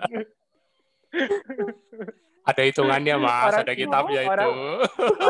Orang badan tambah sehat kok malah disuruh berhenti. Sama aja kayak orang mandi bikin seger kok nggak boleh mandi lagi. Kan lucu. Soalnya udah tertulis Mas di kitab, Mas. Paling panjang 6 bulan. Oh gitu. Karena belum ada penelitian lebih dari 6 bulan, jadi jangan banyak-banyak ya. Jadi habis ini kita sumbang 5 tahun. 5 tahun. Bentar lagi ya, 2021 kita KF udah 5 tahun. Bakal 5 tahun. Aduh, seru nih. Seru nih. Itu yang aku bilang, makanya TFA itu walaupun kita di TFA itu cuman kepoin para nakes-nakes, tapi akhirnya banyak ilmu bermunculan deh. Kan deh. Bener nggak? Coba makanya kenapa TFA ini aku bikin rutin walaupun judulnya Ask Me Anything. Tadi kan gini. Tadi pas aku ngajak Mbak Riani nih, Mas Budi. Mbak Riani sempat bilang, aduh Mas, aku baru 6 bulan apa pantas jadi narasumber TFA? Jangan salah. Nggak harus yang udah 4 tahun KF untuk menjadi narasumber TFA. Nggak harus gitu. Kenapa? Justru yang kayak gini loh. Kan ini kan Mbak dalam masa adaptasi, lebih banyak ceritanya kayak gini-gini. Kalau yang udah mateng, udah 5 tahun mah dia udah senior banget, udah tinggal luar kepala. Tapi kalau Mbak ini kan masih dalam rangka mencari tahu, belajar gitu. Ini justru malah secara nggak langsung kan aku juga menjawab kan kayak ini kan, menjawab TFA kan. Yang mungkin Mbak belum dapat dari mana-mana di Facebook aku belum ngomong, tapi dengan ngobrol sama aku gini, Mbak lagi belajar juga secara aku cerita kayak gini kan banyak juga jadi ilmu untuk banyak orang yang masih belum nyoba apa-apa gitu. Jadi nggak usah khawatir mau Mas Harun kemarin Arbor berapa 4 bulan ya 5 bulan apa ya? Iya. Lupa. Nah, tapi juga kayak gitu. Jadi lihat deh. Aku bilang nih malam ini inspiring banget loh. TFA malam ini. Maksudnya pasti banyak yang ngambil banyak kan nanti bakal ngulang-ngulang bagi yang belum KF, yang kita menjawab semua pertanyaan yang belum KF dengan masih pemikiran, aduh takut ini gue nggak bisa gini-gini, kejawab semua di sini, udah ada living proof-nya ngebuktiin, terus kayak men-challenge 2-3 minggu, bisa dicontoh kan, jadi kayak ilmunya ada Mbak di acara TFH ini, walaupun kita kesannya kayak cuman kepoin Mbak Aryani, tapi secara nggak langsung namanya talk show ya, saling ngobrol gini, ilmunya tuh malah lebih gampang diserap oleh audiens awam nantinya gitu loh. Gitu. Makanya jangan pernah bolos TFH deh kalau saranku. Narasumber kita nakes-nakes itu sebetulnya akhirnya secara nggak langsung inspiring banget gitu loh. Nggak terhitung waktunya dia harus yang udah 3 tahun, 4 tahun gitu loh. Tapi dengan kita kepoin para nakes ini, ya alhamdulillah warrior yang non nakes yang ya pasti dong kalau orang awam ngeliat nakes pasti seputar kesehatan pasti lebih pintar nakes lah, itu semua orang udah tahu. Tapi di tengah kegalauan mereka, apa yang mereka jalani ini sehat apa enggak ya? Gitu. Gimana ya sebenarnya para warrior itu pengen gini loh. Aku jalanin ini merasa sehat nih. Jalanin kayak merasa sehat. Tapi kok bertentangan dengan buku-buku yang ada di nakes gitu lah, gitu. Tapi dengan ngangkat nakes-nakes yang juga akhirnya ikut dengan kita, itu kayak self motivating ke mereka loh. Ini Dokter Yani aja ikut KM dan dia juga membutuhkan sendiri masa sehatnya gitu loh. Jadi kayak kita saling support gitu loh. Jadi bagi nakes-nakes yang udah merasakan sendiri, kenapa pentingnya aku ajak mereka untuk dare to declare? Sebetulnya selain untuk mereka sendiri juga dapat ilmu lagi, tujuanku jauh lebih global dari TFH ini apa? Menginspirasi non nakes. Jadi insya Allah dengan testimoni Mbak saat ini begitu banyak orang awam yang jadi terinspirasi dan tertolong, ya insya Allah pahalanya ke Mbak semua. Karena Mbak hari ini TFH menginspirasi banyak orang untuk mau berubah. Ngajak mereka bilang gitu. Untuk nakes untuk dare to declare itu lebih mengajak dibanding orang non nakes yang dare to declare. Ya itu jujur aja, itu udah kenyataan umum gitu loh. Orang non nakes dia bilang dia merasa sehat gini-gini, mungkin nggak ya contohnya gini deh. Contohnya Mbak ngeliat Dokter Piprim. Coba kesan mana yang bikin Dokter Piprim kan? Iya, ini anak elektro dari gendut ke kurus biarin aja. Biasa tapi kalau Dokter Piprim ikut, wow. Itu pentingnya nakes itu harus rame-rame dare to declare. Akhirnya ke depan visiku ke depannya itu KF itu ngerangkul banyak nakes dan kita semua berani declare, kita bisa menyuarakan untuk banyak orang mau berubah. Kenapa? Ada beda deh, kayak ada rasa percaya diri lebih gitu loh. Kalau orang yang ngerti fisiologi mungkin baru bisa ngerti, oh iya Mas Tio bener. Tapi kalau yang nggak ngerti kan tetap aja ngeliat, ini siapa nih orang gitu loh. Nggak bakal se-inspiring nakes deh, jauh. Kalau aku nggak tahu bisa se-inspiring nakes. Tapi kalau nakes bisa jadi open mind, belajar lebih banyak dan dia menginspirasi, wah itu visi kita berdua dengan Mas Budi nih, kita harus jalan terus Mas. Kita harus berani ngajak para narasumber, harus berani dare to declare. Kenapa? Karena bakal sering hunting yang fresh from the oven nih. Iya, karena bagaimanapun kita ngajak mereka untuk beramal. Kenapa? Kalau kamu merasa sehat, jangan ditutupin. Karena dengan kamu menyatakan sehatmu, banyak orang terinspirasi. Ya, makanya bilang walaupun nakes ini mungkin di rumah sakitnya dia minoritas atau dibully atau dia menjalani KF untuk dirinya dia sendiri, tapi begitu dia merasa sehat, jangan diam. Kita bisa nolong banyak orang. Kalau kamu udah membuktikan sendiri bahwa bener kan kamu sehat kan, nggak mau banyak orang pengen sehat seperti kamu, apa kamu mau sehat buat sendiri? Kan itu egois kan. Nah, itulah kenapa aku ngajak, kalau nakes itu bisa sebagai barometer inspirasi Indonesia, justru nakes yang harus dare to declare. Kita follow para living proof yang non nakes di belakangnya, mau butuh berapa banyak bukti, tenang gitu loh. Gitu loh. Makanya itu impianku ke depan di KF ini. Mantap. Thank you Mas Tio, Mbak Riani ya. Sudah hampir selesai. Mbak Riani bisa closing sambil sedikit dikasih kuis ya Mbak ya. Tadi ada pertanyaan private soalnya. Umurnya berapa sih? Nah, pada kepo ini, pada kepo. Ayo. Silakan. Apanya Mas? Umur. Closing statement, habis itu umur.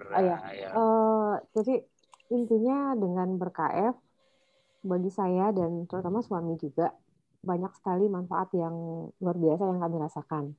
Nggak cuma sekedar dari fisik, mungkin agak dalam tanda kutip ya, mungkin semua pada tahu, itu nggak perlu saya buka di sini. Kalau untuk suami istri itu luar biasa banget. Itu yang saya Oh, rasakan. aku nggak telat, sorry. Kalau yang 17. itu, kemudian ya umur saat ini 45. Nah, tuh 45. Kelihatan masih umur berapa, yo? Oke, moga-moga apa yang tadi share-nya Mbak Riani bisa menginspirasi juga sesama nakes, ya kan? Ini fresh from the oven ya, walaupun 6 bulan, tapi kayaknya bakal berlanjut nih, ya kan? Lebih dari 6 bulan. Ini pas 6 bulan nih, harusnya udah stop nih. Nggak mau. Jangan salahkan aku, warrior wrestling udah nggak mau ya. Udah kecandu. Karena nggak usah dibawa gitu. Iya, karena sehat itu pencandu. Merasa sehat itu lebih penting. Asal kita kalau ngikutin mulut mah nggak bakal ada habisnya. Tapi kalau sehat itu gini loh. Orang itu kaya kalau dia sehat. Cuma kaya kalau nggak sehat gitu loh. Yes. Duitnya habis itu nggak bisa menikmati sehatnya gitu loh. Yes. Makanya nggak bilang kamu tadi bilang gimana Mbak, temennya kamu nyari duit susah-susah, nggak bisa menikmati itu kan dia nggak makan. Tapi nyari duit susah-susah supaya saya bisa menikmati sehat saya, gitu aja. Kalau aku saya bilang, Mas Tio, duitnya buat apa sih? Makan cuma sekali sehari, tuh sneaker, dia beli sneaker, gue olahraga semangat. Dia buat hobi gue buat olahraga lebih sehat daripada makan 3 kali sehari. Iya betul. Nah, gitu kan gue gitu aja malah coba gue lebih beli sepeda. Nah, mending beli sepeda. Sepeda buat goes. Beli sepeda buat goes gitu loh. Makanya ya kan nggak semua harus nyari duit kan nggak harus duitnya itu harus untuk makanan. Jadi orang identik kalau banyak duit nyari duit capek-capek harus terbayar dengan makanan enak-enak. Maksudnya ya makanan kita juga bukan yang nggak enak, makanan kita justru malah enak. Tapi kita membatasi aja, mengontrol gitu loh. Jadi jangan mau pokoknya kaya itu nggak ada manfaatnya kalau nggak sehat deh. Kalau kita sehat ya insya Allah kita nularin kesehatannya, kita bisa lebih banyak sedekah apa kan nggak semua kaya kita harus nikmatin sendiri. Harus dimakan sendiri semua hartanya nggak bakal dibawa mati kok gitu loh. Pokoknya intinya sehat itu ialah kekayaan yang paling utama gitu. Jadi kalau mau mencari wealth di dunia, wealth utama itu sehat. Kedua uangnya untuk cara menjaga sehatnya, menjaga lifestyle. Gitu aja. Pokoknya wealth itu nomor 1. Jadi jangan pernah lupa kekayaan terpenting itu ialah menjadi sehat.